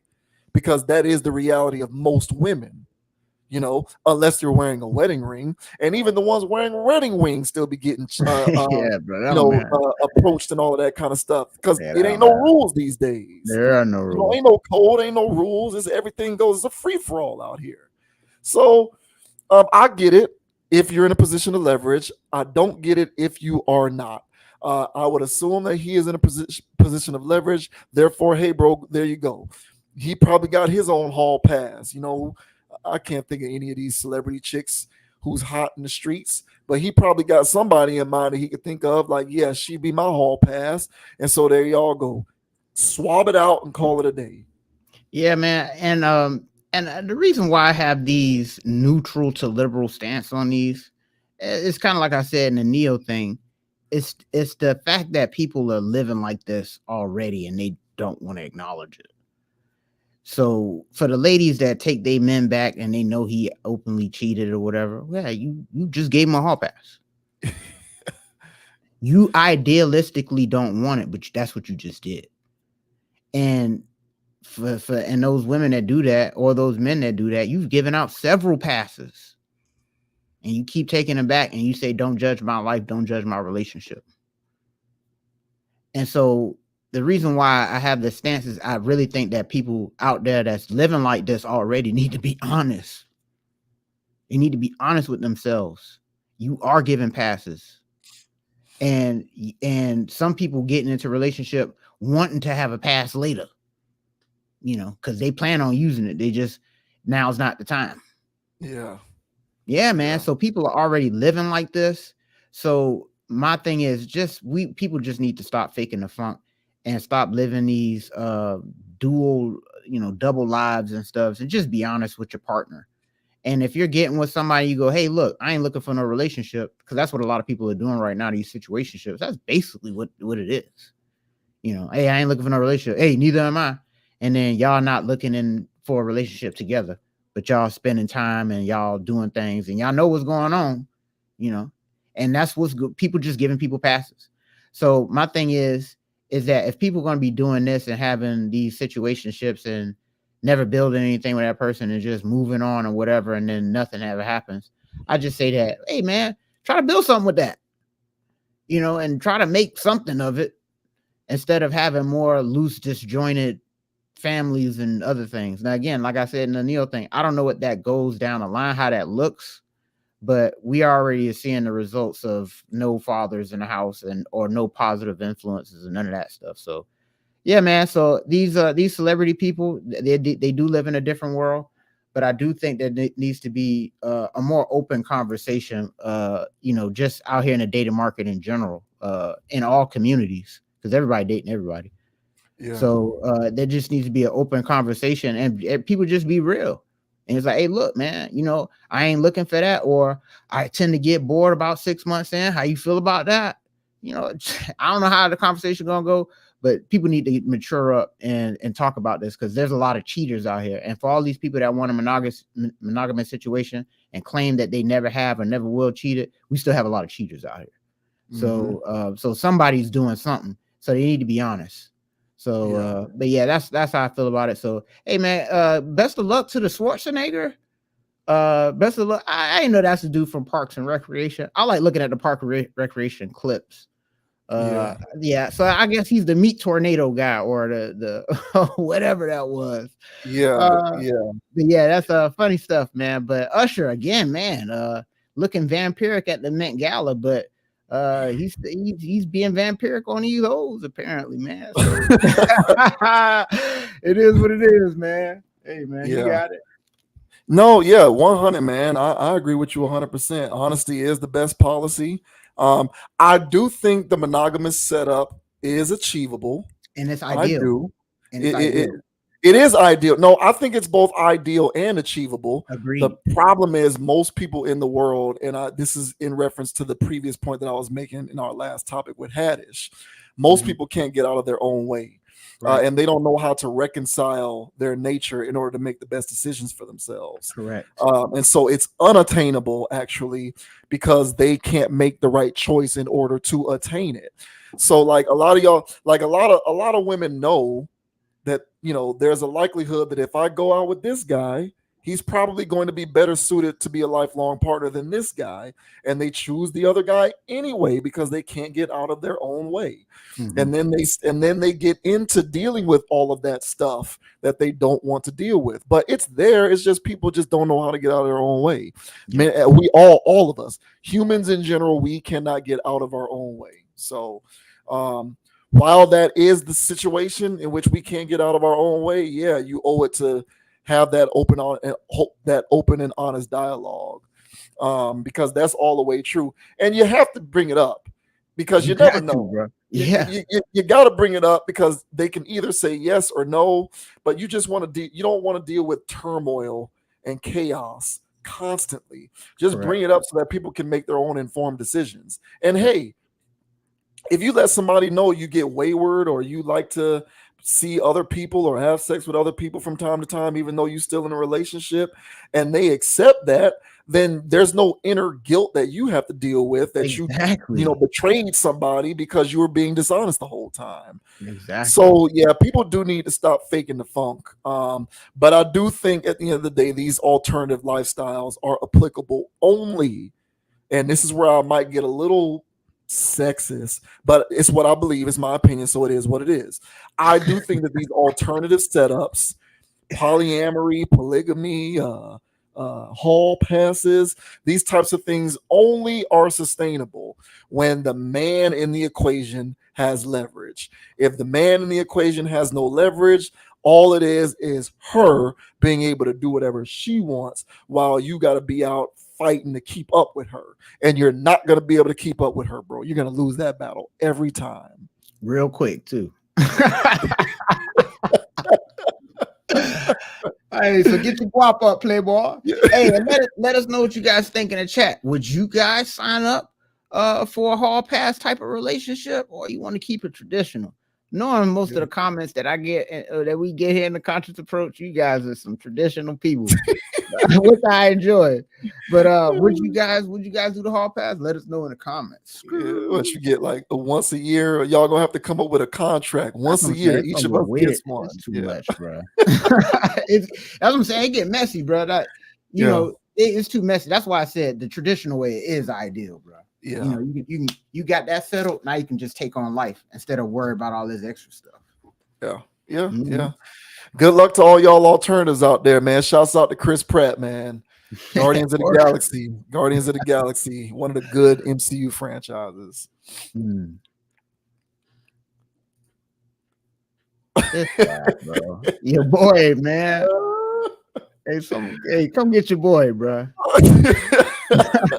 Come get your boy. Yo, Paul Pierce, a wild boy, man. You ever watch them old episodes of Martin when Martin used to be like, "You a wild boy"? Yeah. Paul Pierce, a wild boy, man. Paul Pierce lives his best life, man. This dude got fired from ESPN for going on Instagram Live with weed and strippers in his house. Like, you can't make this stuff up. But the reason why Paul Pierce is going kind of viral at the moment is because he slipped up and used the N-word during an episode of Undisputed. If ever there was evidence that you needed to know that a show was taped live, right. This is your evidence. Because it was him, Keyshawn Johnson, right? Him, Keyshawn Johnson, and Skip Bayless. And they were doing Undisputed because Paul Pierce now is on. Everybody who leaves ESPN goes to Fox. It's like it's like the hip-hop / NBA, NFL world where those dudes just all share the same women. Mm-hmm. These networks just share the same people. Mm-hmm. They bounce from one network to the next. But because Keyshawn was the same way. Keyshawn was on ESPN. They laid him off. Now he's on Fox. Mm-hmm. And here we go. Paul Pierce was laid off by ESPN, and now he's on Fox. And he slipped up and used the N-word during an episode of Undisputed when they were talking about the Knicks Pacers series.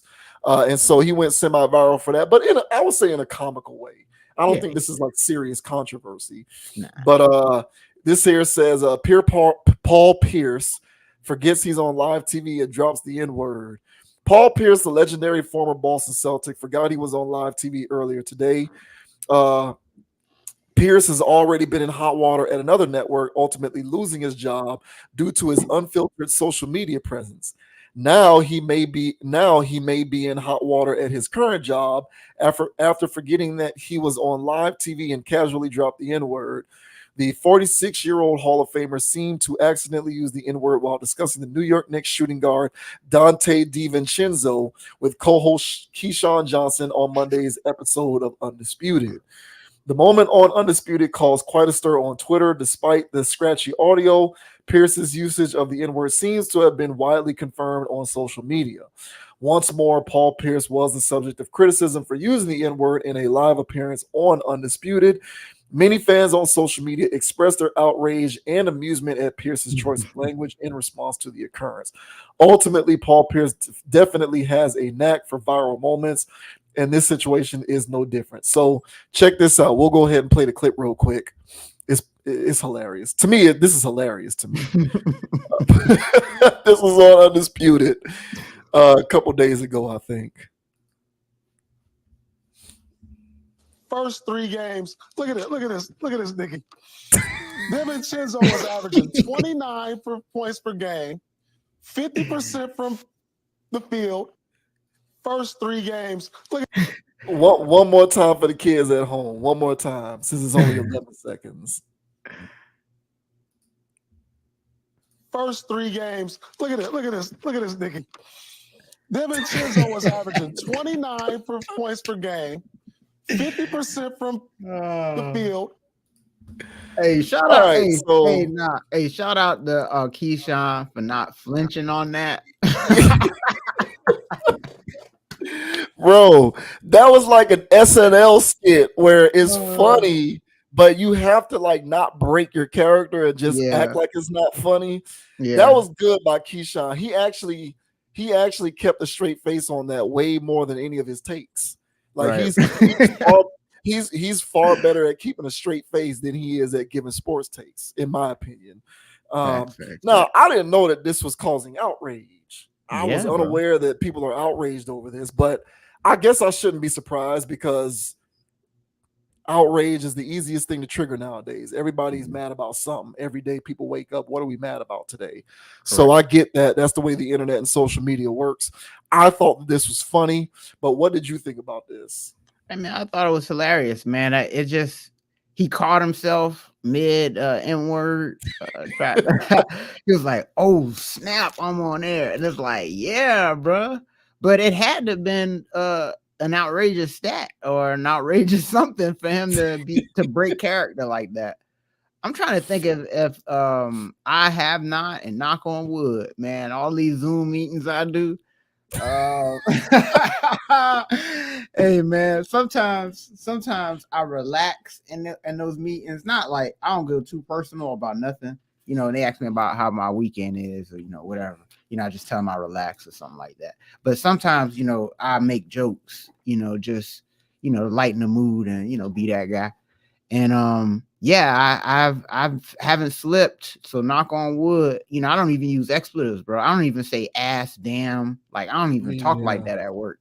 Yeah. So for the N-word to come out, which helps, bro. I don't work with no black people. So if I work with black people, I might have got too comfortable. I think he just got a little too comfortable there.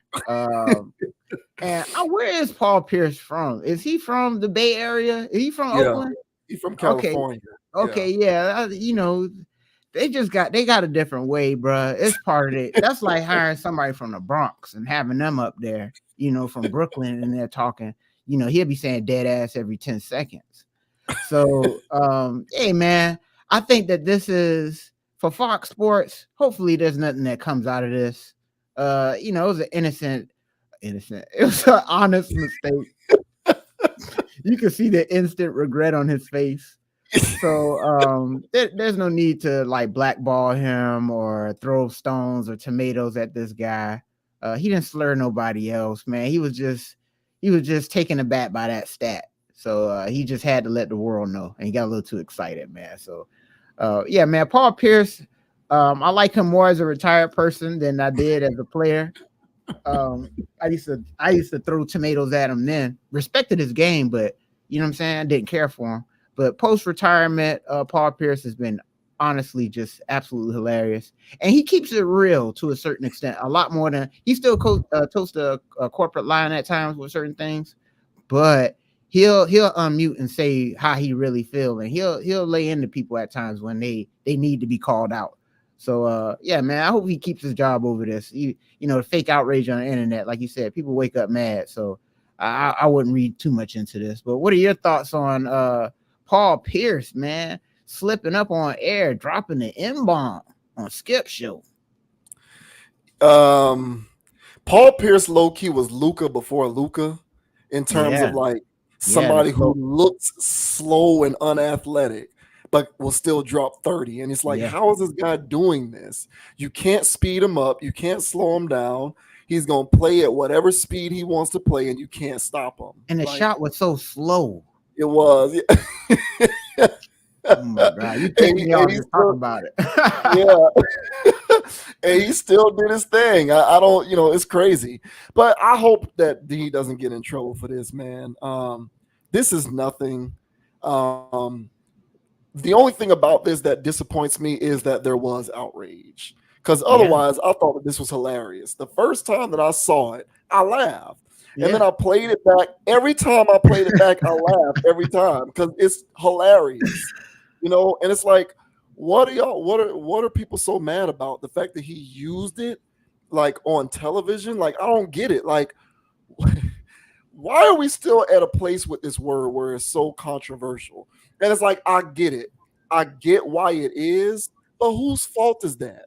If y'all hate the way that the word is so flippantly used nowadays, then own it back and stop using it as a cool product. Stop using it as a commercialized product. You know what I'm saying? It's all over your music. It's all in your movies. It's all in your powers and your BMFs and your Raising Canaans. It's all over the place. They use it. The word is all over the place. And these various products aren't just consumed by Black people. They are mainstream products of service that are consumed by everybody. It's everybody's word. It really is. And I say that halfway facetiously because I understand how there's a part of that is wrong. But whose fault is that? We sold it. Like, if you farm a product out to everybody and then get mad when they consume that product, you're going to get mad at the consumer. You shouldn't have sold it in the first place. You know, that's like, you know, I remember one time George Lucas, the guy who created Star Wars, he sold Star Wars and its various IPs to Disney for billions of dollars, right? That's why Disney owns and now everything Star Wars does now, Disney puts it out. George Lucas sold it.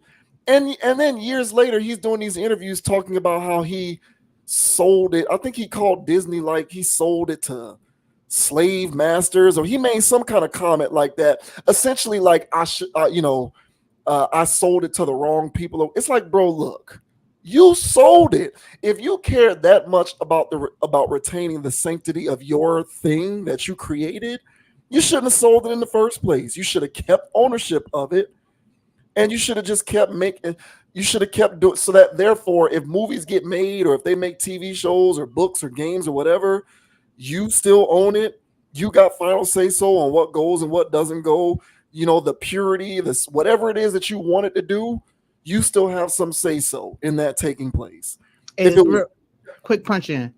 I've been hearing on the streets, bro. Like, Disney kind of bastardized the franchise. They did. They bastardized.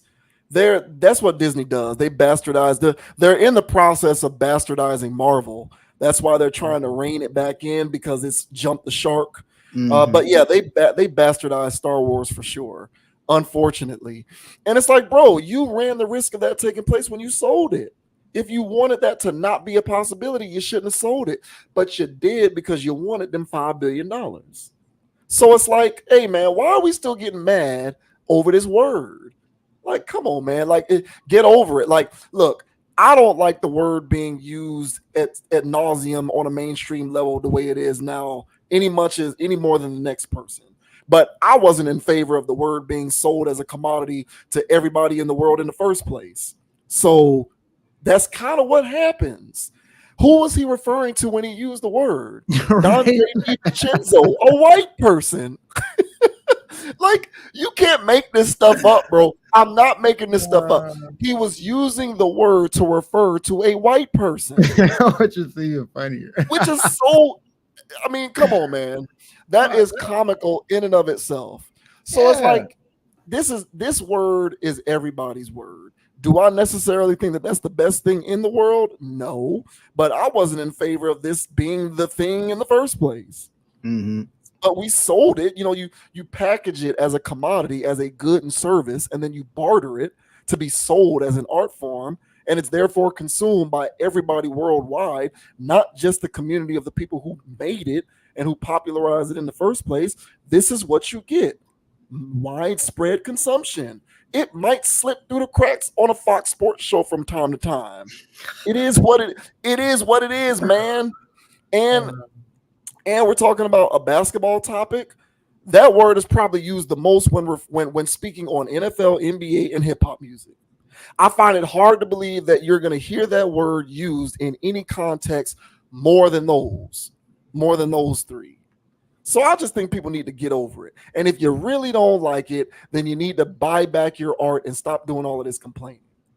Yeah, man. And I've started reducing it myself. I really don't use it as much as I used to.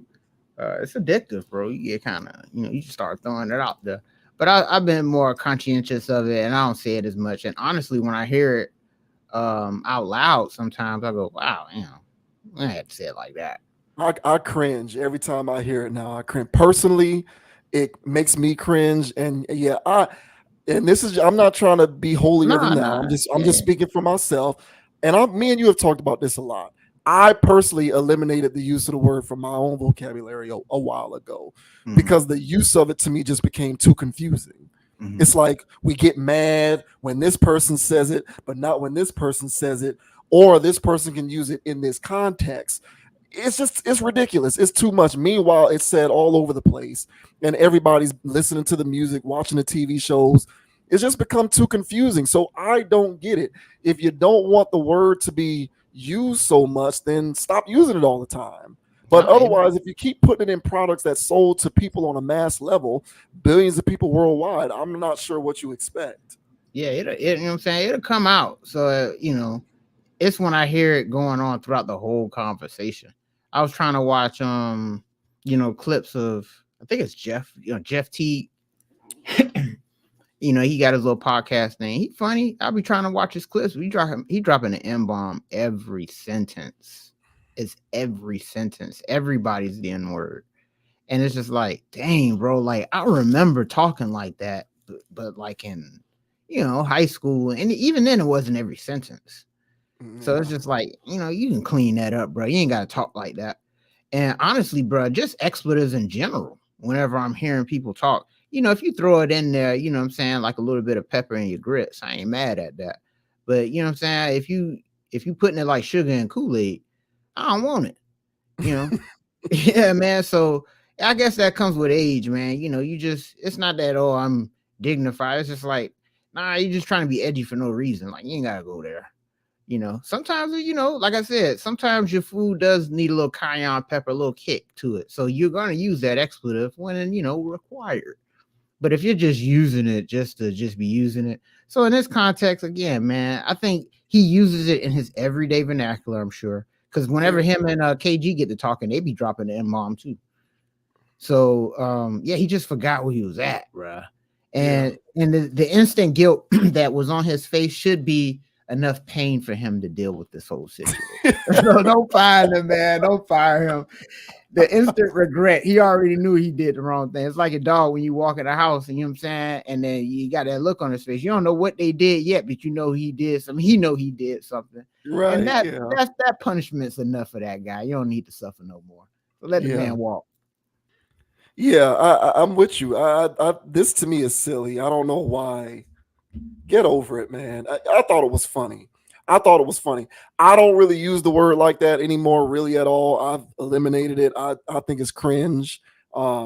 Certain program, like I can't watch Joe Budden's podcast because it's just flying all over the place. They're just You know, they're saying it constantly. I don't think it's an age thing. I think it's a cultural thing because these people are 40, 50, 60, 70 years old and they're using it like fly. It just flies all over the place. It's just everywhere. And the invocation of the word to me has just become so confusing and so convoluted. I just can't. I chose to eliminate myself from that so that I didn't continue to add to the confusion. And look, that's just me. Other people don't think it's confusing. They just use it. But those same people who use it like that will get offended if the wrong person says it. And that's where I get confused, because I'm just like, why? What music you think they listen to? What movies you think they watch? What TV shows you think they watch? Where do you like? There's no disclaimer on the music that says, hey, you can't listen, you can't participate, you can't use the word. So a lot of this stuff has just gotten confusing. And I know a lot of people will say, well, you should be responsible enough to not use it if you know it's inappropriate. Hey, man, that's fantasy land. Okay, in the real world, people are going to say stuff. If you give someone a license to spend money on things and then they can participate in it actively, things are going to happen. Stuff's going to be said. That's the way reality is. Okay, I don't live in pie in the sky fantasy world where you idealistically think people should do this under these circumstances. No, that's not the way things work practically. So people just need to get over it. It's here to stay. I hope the guy doesn't get suspended. I think if this was a white person saying it, they would have instantly been suspended, if not fired, for sure. But because Paul Pierce is black and there's this unwritten rule that black people have a different set of rules when it comes to the word, he should be fine. I don't know where the outrage is coming from. To me, I thought it was funny. I thought it was hilarious. Hey, black privilege, baby. Black privilege, baby. Yeah. Hey, shout out to Paul Pierce, man. Retirement Paul Pierce. You are a hilarious man. So keep on doing your thing, and I'll be supporting from afar, bro. Yeah.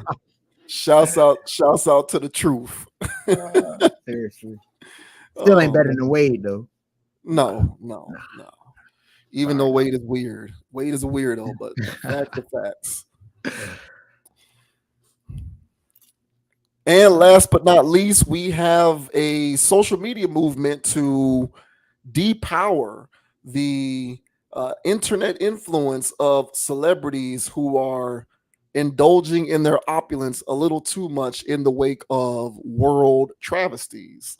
I think that's a pretty good way to sum up what this is about. Mm-hmm. So this whole movement here, this Blackout 2024 movement, I don't know if anyone's heard of this, but this thing came in the wake of the Met Gala event. Now, this Met Gala thing has always been a ridiculous, absurd, clownish, cartoonish joke of an event where people just get together and just overindulge in ridiculousness. It's an offshoot of Hollyweird World. I don't even know what the purpose of this event is, other than to increase people's clout and increase the mind control that they get to put out into the world via the internet. But it looks like there is a movement to diminish the impact of these individuals because they are parading around at events like this, indulging in all of this stuff while there's real stuff going on out here in the world. In particular, the real world events taking place with this have to do with the Israel-Palestine conflict. We tend to stay away from those types of topics in terms of the issues at hand on this channel, because I don't want any of our videos on this channel to be deprioritized. And for anyone who does not know, the algorithm will censor content that the AI deems to be controversial. So if you get too deep into politics, issues like this, stuff like that, the algorithm, even though you don't break any community guidelines or you don't break any rules, YouTube will internally flag your video so that it just doesn't get served up on the algorithm and no one ends up seeing it. So for anyone out there who does not know that these things do happen, they do, which is why we stay away from these types of from these types of topics on this channel. But this is kind of a more social media celebrity oriented aspect of this particular story. So this says Blackout 2024, social media users stage digital guillotine to protest celebrities who remain silent about Palestine. Angry fans want to hit the stars where it hurts. As NPR reports, many social media users enraged at the opulence displayed during this year's 2024 Met Gala on Monday are intensifying efforts to pressure celebrities to speak out about the ongoing crisis in Gaza. The online protest follows in-person protests that took place outside of the event earlier this week. According to the Associated Press, on the night of the annual fashion soiree, Israeli military forces announced their decision to invade Rafah, where more than 1 million Palestinian refugees are currently living after being displaced from their homes since October 7th. This includes more than 600,000 children. This stark contrast motivated social media users to take up hashtags such as celebrity block list on TikTok, attempting to highlight the disparity between the biggest names in entertainment, flaunting their wealth at the Met Gala while maintaining a dystopian-like silence on real-world suffering. Celebrities targeted on the Celebrities targeted on the viral list include those who attended the event, such as Zendaya, Cardi B, Nicki Minaj, Kylie Jenner, and others. So here's one of those tweets on X or Twitter, if you still call it that. Me waking up to hearing Kim K lost over 3 million followers in the last 24 hours, and that there's live stream watch parties showing these big celebrities lose followers as we speak. Boy, this morning's coffee tastes especially good. Accounts such as blockout.2024 on Instagram are devoted to listing high-profile celebrities they believe haven't adequately addressed the issue. In the 2 days since the account was created, it has already garnered over 100,000 followers at the time of this writing. The account has been targeting creators, major brands, and musicians alike. It's time for the people to conduct what I want to call a digital guillotine, a digitine, if you will. TikTok creator Ray said on Thursday, who posts under the handle Lady from the Outside. It's time to block all the celebrities, influencers, and wealthy socialites who are not using their resources to help those in dire need. We gave them their platforms. It's time to take it back, take our views away, our likes, our comments, our money by blocking them on all social media and digital platforms, she continued. Ray's first suggestion for the digitine was TikTok star Haley Khalil, also known as Haley Bailey.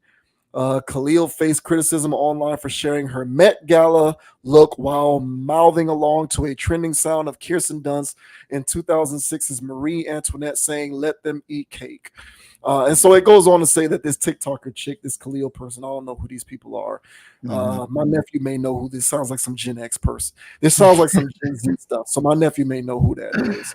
But it went on to talk about how she apologized because she didn't know that it would come off as offensive, blah, blah, blah. But yeah, there seems to be a concerted effort nowadays on the internet to depower some of these celebrities and influencers who have a sizable platform on the internet, a platform that influences a lot of what goes on in American culture and economics, because they don't use their platform to speak up on other real world issues going on in the world. So what do you make of this blockout movement? Do you think it makes sense? Are you in favor of it? Or do you think some of it is a bit misguided? I'm in favor of it. I still don't know where it's going to go, but the initial premise of canceling celebrities and they ain't even have to do nothing. Yeah, I'm for that. And it's not directly correlated to the conflict going on overseas. People can use this as the reason why they should do it, and I'm not against that. But there were other atrocities that went on. There's other atrocities that are going on, and then and that went on in the past that they were always quiet about. So this needs to be a thing. So I'm in favor of now. So the whole premise behind it apparently is like, once you block them, even though you don't follow them and you block them, they get money still because of the potential people they can reach, or some type of ad incentive that these people get. So just by blocking them, it kind of blocks that channel. And then, people took it to other things and say, hey, let's block these corporations. They say, hey, man, Juneteenth and Pride Month's coming up.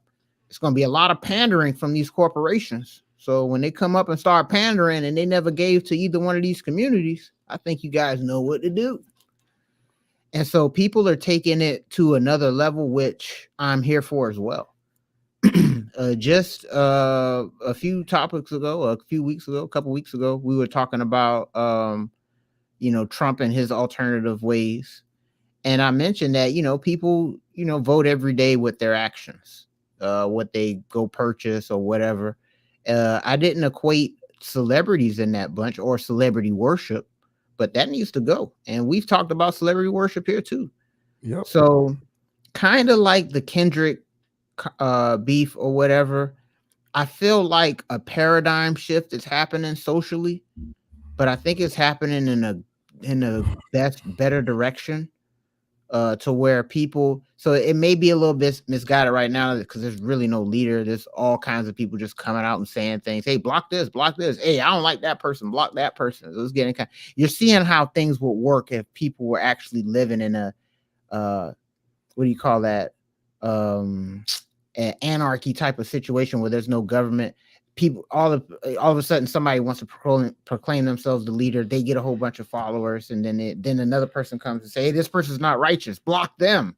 And then everybody's trying to go block this person. It's like, whoa, it's done turned crazy. Now regular people getting blocked. So, but I still think that the whole premise of, hey, look at those clowns up there that we've been worshiping. And by the way, when we cover these celebrity topics, because one could say that, hey, man, you guys are talking about celebrities every day. And that is true. But it's also, we're bringing up these things, not to gossip, but to bring an enlightening perspective on whatever we may be talking about, to drive home a deeper point than Chris Pratt, wanting Usher to smash his wife. You know what I'm saying? So we were talking about family dynamics and relationship dynamics in that. We were going deep. So whenever we do bring up these topics, it's to dig deeper. And but worship was never part of it. So we've always been against celebrity worship, and I think that this trend is helping reverse a little bit of that. Where this trend came from per se, now they say where it comes from and all, but I'm skeptical of a lot of things. So I always watch with one eye, and I keep the other eye looking at the other side. I'm always being observant. So as of now, as it stands, I'm in favor of this. We'll see how this goes, but I'm just in favor of the premise of stopping celebrity worship culture. So what are your thoughts on this one, sir? Are you in favor of the celebrity blockout, or you think that this is a little misguided? Yeah, I'm in favor of it. The only thing that I don't like is I've never been the biggest fan of making influential people obligated to speak up on issues, because if it's not every issue speaks to every person. That's correct. So I don't think a person should be obligated to speak on issues as important or consequential as they may be. Everybody shouldn't be obligated to speak on every issue just because they're in the limelight. Correct. I don't think that that's okay. Like, if something doesn't impact you, you shouldn't be obligated to speak on that. So from that, because this kind of seems like all celebrities should be speaking up for this thing. Correct. And it's like, well, if it doesn't really, I get it because it is a big deal, but it's like not everyone is impacted by these things in the same way. So unless someone is openly saying, I like this and I like that, at which point you'd have to clean that up. I don't think it's cool to just mandate that because you have a big platform, you're obligated to speak up on stuff. Because if you're not knowledgeable, if you don't know the history of it, if you don't have that embedded education, and furthermore, and most importantly, if you truly aren't impassioned to speak on it, you should keep quiet and just keep living your life. You shouldn't be forced to speak up on that. Agreed. So that's the only aspect of this that I kind of disagree with, because it kind of makes it seem as though they should all be obligated to talk about it. I agree. But the part about this that I do agree with overall, and it's right in line with what you said, celebrity hero worship is very problematic. We speak on this channel a lot about consumerism, corporations, and the influence that they have on a lot of things that people don't even know about. Mind control when it comes to things like entertainment, music, movies, different messages that get put out on social media, even political agendas, things that get put into school systems and things like that. A lot of these things are often spearheaded by an agent, and those agents are often people in the limelight, like celebrities, who are chosen to put words to these various things, not because they believe in them, but because the individuals who want to put them out know that if we get this celebrity to talk about this, a lot of people are just going to do what we want because they love this celebrity. And that's the thing that needs to get dialed back, the celebrity hero worship stuff. Chappelle talked about celebrity hero worship 20 years ago, when he did his stand-up For What It's Worth back in 2004. He talked about this. And back then there was no Facebook. I think there was just MySpace at the time. Facebook was pretty much still being invented in a garage. You know what I'm saying? Like, and he talked about this, and he was talking about it with like the Dixie Chicks when it comes to like George Bush and the Iraq War and stuff. That was 20 years ago. And it has gotten progressively more pervasive over time to where people really have lost the art of thinking for themselves and making their own independent decisions. It's all based upon what these idiots in Hollywood have to say about stuff. And they don't deserve to have that much power. So it does need to be dialed back because they aren't influencers for real. Like, they shouldn't influence your decision making. Most of them aren't knowledgeable on the stuff that they speak on. They're just paid to speak on them. And the platforms that they have are only the platforms that they have because we, the people, have afforded them those platforms because we give them that authority. Why should I follow you? I don't even follow Instagram models on social media. I'm definitely not following a celebrity person. Like, I, as a man, believe that I should not give a random woman the power of my like and my follow and my comment just because she's a woman. So if I think on a small scale like that, I'm definitely going to be able to extrapolate that to a larger level to say I'm not going to give that same level of authority to some celebrity person who don't know shit. They just act and can sing good, and that's it. Just like Chappelle said, why do you care so much what the Dixie Chicks say? It's not like they're political scientists. They just bitches that can sing good. And that's his quote. I'm not saying that. That was I know. That's his quote from the show. But like, why do you care so much what these people have to say about stuff? So it's like we want them, like, so this movement is in reaction to their reluctance overall to speak up about this conflict. But your desire for them to speak up on this conflict, ironically, speaks to the level of authority that we've given them to speak up on issues. Does that make sense? So really it's a situation where they don't need to have, we should not care what they have to say about that situation, because who are they? Right. They don't work in politics. They're not working in government. They don't work in foreign policy. They don't have boots on the ground fixing this stuff. Now, you do have some of them who are donating money to provide food and economic aid and medical supplies. I can commend that. Most of them don't know what the hell why should we care what their opinion? Why do I care what Zendaya's opinion on that conflict is? Why should I care? And why should anyone care what her opinion is? You shouldn't. She's no different than you. She just makes movies. So that's the overall point about this, is dialing back this celebrity worship stuff. It's corrosive.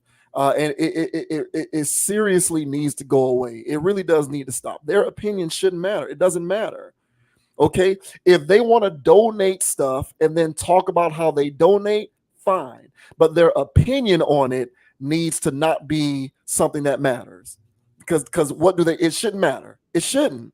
It shouldn't. Unless you are a direct member of that community, your opinion shouldn't matter.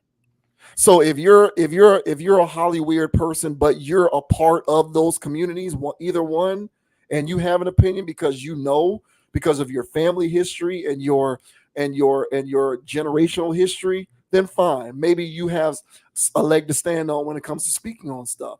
But any old celebrity speaking on this, I don't give a damn what y'all got to say, and neither should everybody else.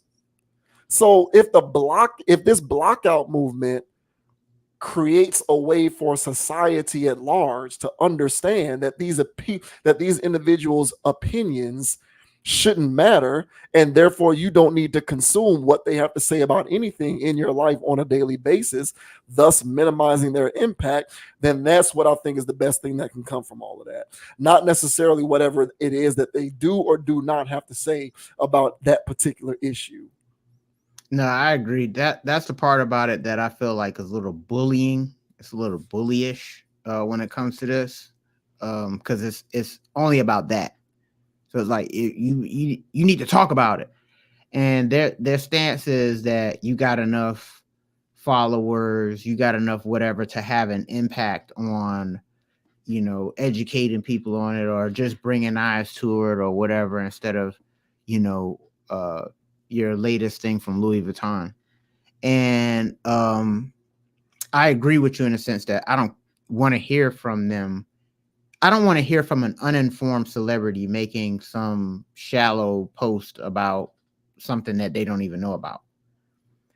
I think the thing that what people need to evaluate in this is that there's two clear sides to looking at the world geopolitically and seeing what's happening in the landscape.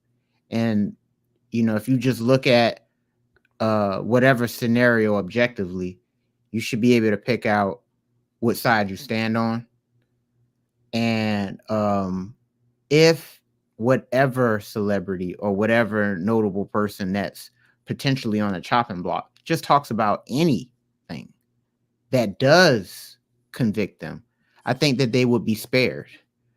But then you'll still get the fanatics that go, okay, you talking about what's going on in Nicaragua, but why aren't you talking about what's going on? And then there's going to be people that block them for that. And that's the part about this, that people are just getting a little too eager with this. People need to put their thinking caps on. But when you're dealing with the masses, people just be going with things. Mm-hmm. So I do like the initial action of, hey, let's boycott. Hey, let's remove our attention from this stuff. Like, yeah. And, part of that is your Netflix. Part of that is your other things. And so it's like, take it all the way there. What are you going to stop here? And so we'll see how this plays out.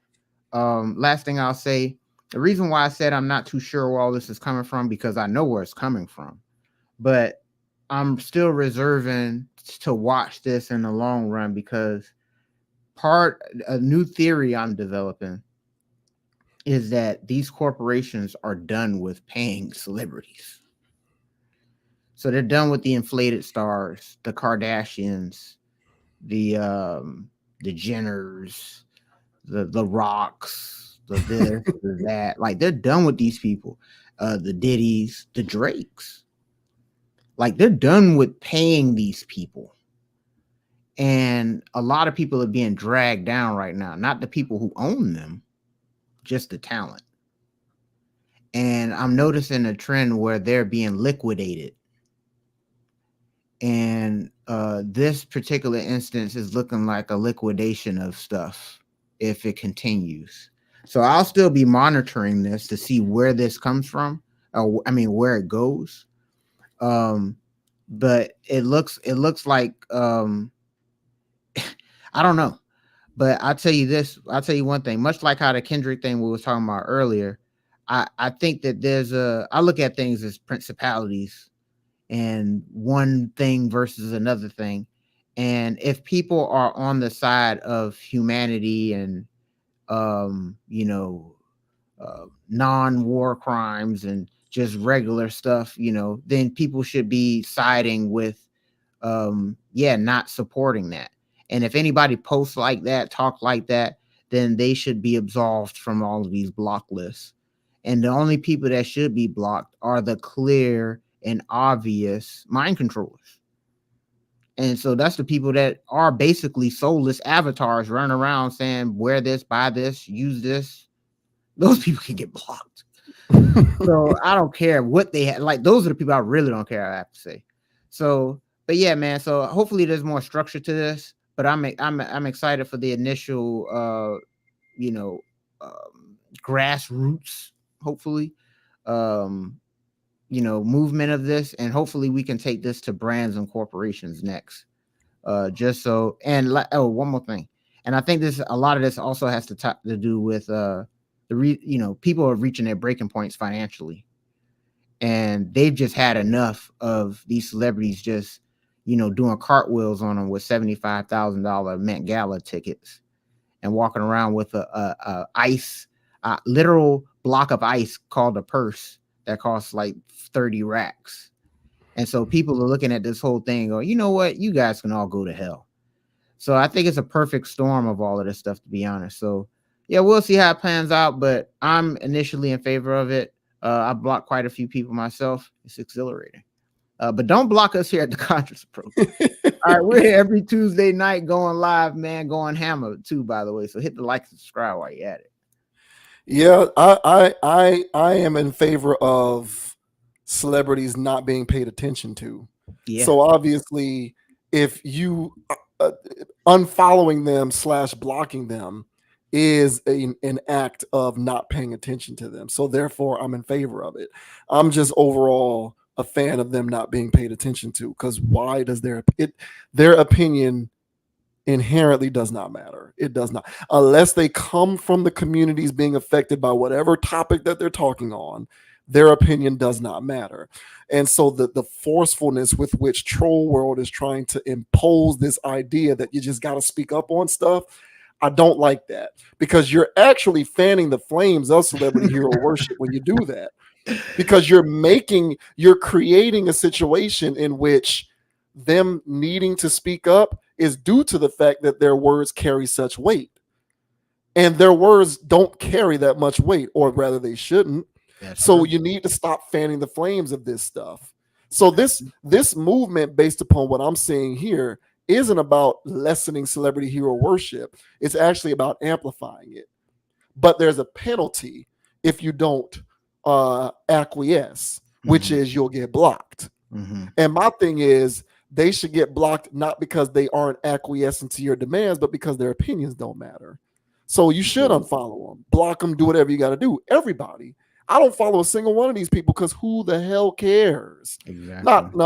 There's some that I follow, but that's because they A1. They're authentic. They're not walking billboards. Correct. And if we want to create a standard for people needing to speak up on things that matter, then don't cherry pick the issues they need to speak up on. Right. That pisses me off too, because there's all kinds of stuff going on out there. Just make it a standard across the board. People need to regularly speak up on inequities. Correct. Because there's stuff going on everywhere. But right now, it seems like there are certain things being cherry picked in terms of what people need to speak up on. Agreed. Because I think it's egregious that not enough of these people. How much did you say those tickets cost? $75,000. 70. Okay, so that's atrocious.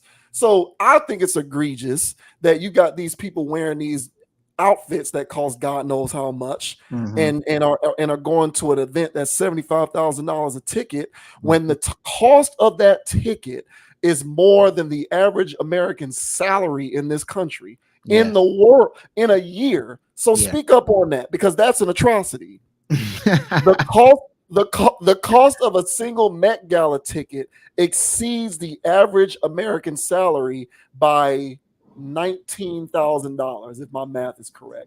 The current number, based on the research that I did most recently, is the median is $56,000 annually, right? So what's a ticket? 75. So that's 19,000, right? So the cost of a Met Gala ticket, one event, one night, is $19,000 more for this one thing than the amount of money that the average person earns for an entire year. So if we want to make celebrity speaking up the standard for not being blocked, then they need to stop creating an environment where we get to cherry pick when they need to do that, because that is an atrocity if I've ever heard one. You got people working their ass off in this country, and they can't afford to put a roof over their head because of how egregious this economy is. That to me is an atrocity. The eradication of the middle class, the fact that you're widening the wealth gap because of technology and social media. So we don't, but that's not an atrocity. And I get it. I'm not trying to, I'm not trying to compete. I'm not trying to put atrocities up next to each other to virtue signal like one atrocity is worse than the other. But hey, if that's the standard, then make them speak up on all of it, because that's egregious and that's affecting people here. Right. You know what I'm saying? Like, but we don't care about that. Who cares? So that's my thing. Like, stop cherry picking this stuff. But because that's the standard that you want to create, don't cherry pick it. Otherwise, I say it all goes away. Get rid of the celebrity worship, period. Who gives a shit what they have to say about anything? Because at the end of the day, it really doesn't matter. Because it'll just be pandering anyway. And my thing is, y'all want cosmetic change or y'all want real change? So these people only know cosmetic. They fake their way all the way to the top. So the only thing they're going to do is just fake their way to a GoFundMe. You're going to find out some years later that GoFundMe was actually a money laundering thing for somebody else over here. And then all the stuff didn't go to the... Yeah, you're going to hear about that. Paying for security, paying relatives. Yeah, you're going to hear about it. You know? And so we can't, depending on these people, but calling them out and saying, stand up for something or you're done. I like that. I like that requirement. And if things hold, much like how the Kendrick thing, if things hold, then there's going to be like a new standard for people that's allowed in, and it's by the people, not by whoever gave. And if they bring us another corporate shield and they are here whoop de whoop, and it's like, okay, where's your bars? Oh, whoop de whoop. Hey man, what are you talking about? You don't need to talk about this atrocity, but where do you stand, bro? Yeah. And if that's like the thing, then I would rather have that than the Taco Bell, McDonald's, burgers, fries, garbage we were getting before. So I'm in favor for it, and I'm with you 1,000%, man. So this does need to have some standards to it, but hey, 1 foot is, at least we moving. Yeah. So we'll see what it leads to, though. Yeah, they do need to shut the hell up. I can agree with that. They and them being shut the hell up, blocking them and unfollowing them, that is a way to make them shut up. That's for sure. Hey man, they've been pandering already, bro. People already started. Hey, what y'all want me to say, y'all? I gotta go from me over here. Yeah, they already started. So I was like, damn, that was fast. So let's keep it up, y'all. Yeah, for real. Good stuff, man. So on that note, man, we'll go ahead and close it out. Conscious Approach in the books. Shouts out to everybody on the chat. Shouts out to everybody tuning in to this or any other video that we publish on the channel. As we continue to rock and roll, man, we certainly appreciate the support. Your boy JV Wins. That is, of course, Dogon SS. I am on Instagram at JV Wins, JVWINS. Conscious Approach is also on Instagram at ConApproach, CONAPP. ROACH. Leave a comment. Let us know what you think about the videos. And be on the lookout for Conscious Approach wherever you get your podcast. We're going to start uploading the audio feeds. What we want to do is have a substantial enough library so that when we upload, you got content for months. So we're working towards that. We're going to get that up there. But until the meantime, man, go Heat, go Dolphins. We are on the way. Shouts out to everybody who is tuned in. Thank you for the support. Keep on supporting our brand of logical content, and we'll see you on the next video. And the name is Dogon SS, everybody. And y'all can find me on Instagram at Dogon_SS and on Dogon_SS on YouTube and on TikTok. Now, I don't post no videos on TikTok just yet. All right, but my comments be going hammer, man. So y'all can see him if y'all follow me, man. So follow me over there, bro. I'll be talking about conflicts and things. So until the next time, everybody. Like I say on every pod, don't be too high, don't be too low. Keep it calm, keep it chill, keep it play up. And don't let anybody get you off your pivot. So until the next time, my peoples, more rings of Robert Ory. We'll catch you on the flip side. Screw. That's right, baby. Y'all think for yourself out there, man. Make your own, do your own research, formulate your own conclusions. Think for yourself. Trust me, it'll take you a long way. For sure. But yeah, we are out of there. That'll do it for tonight's stream. We'll see y'all later. Catch you on the flip side. Peace. Peace. You see it? Go Canes. We coming this year, boy. It's scared now.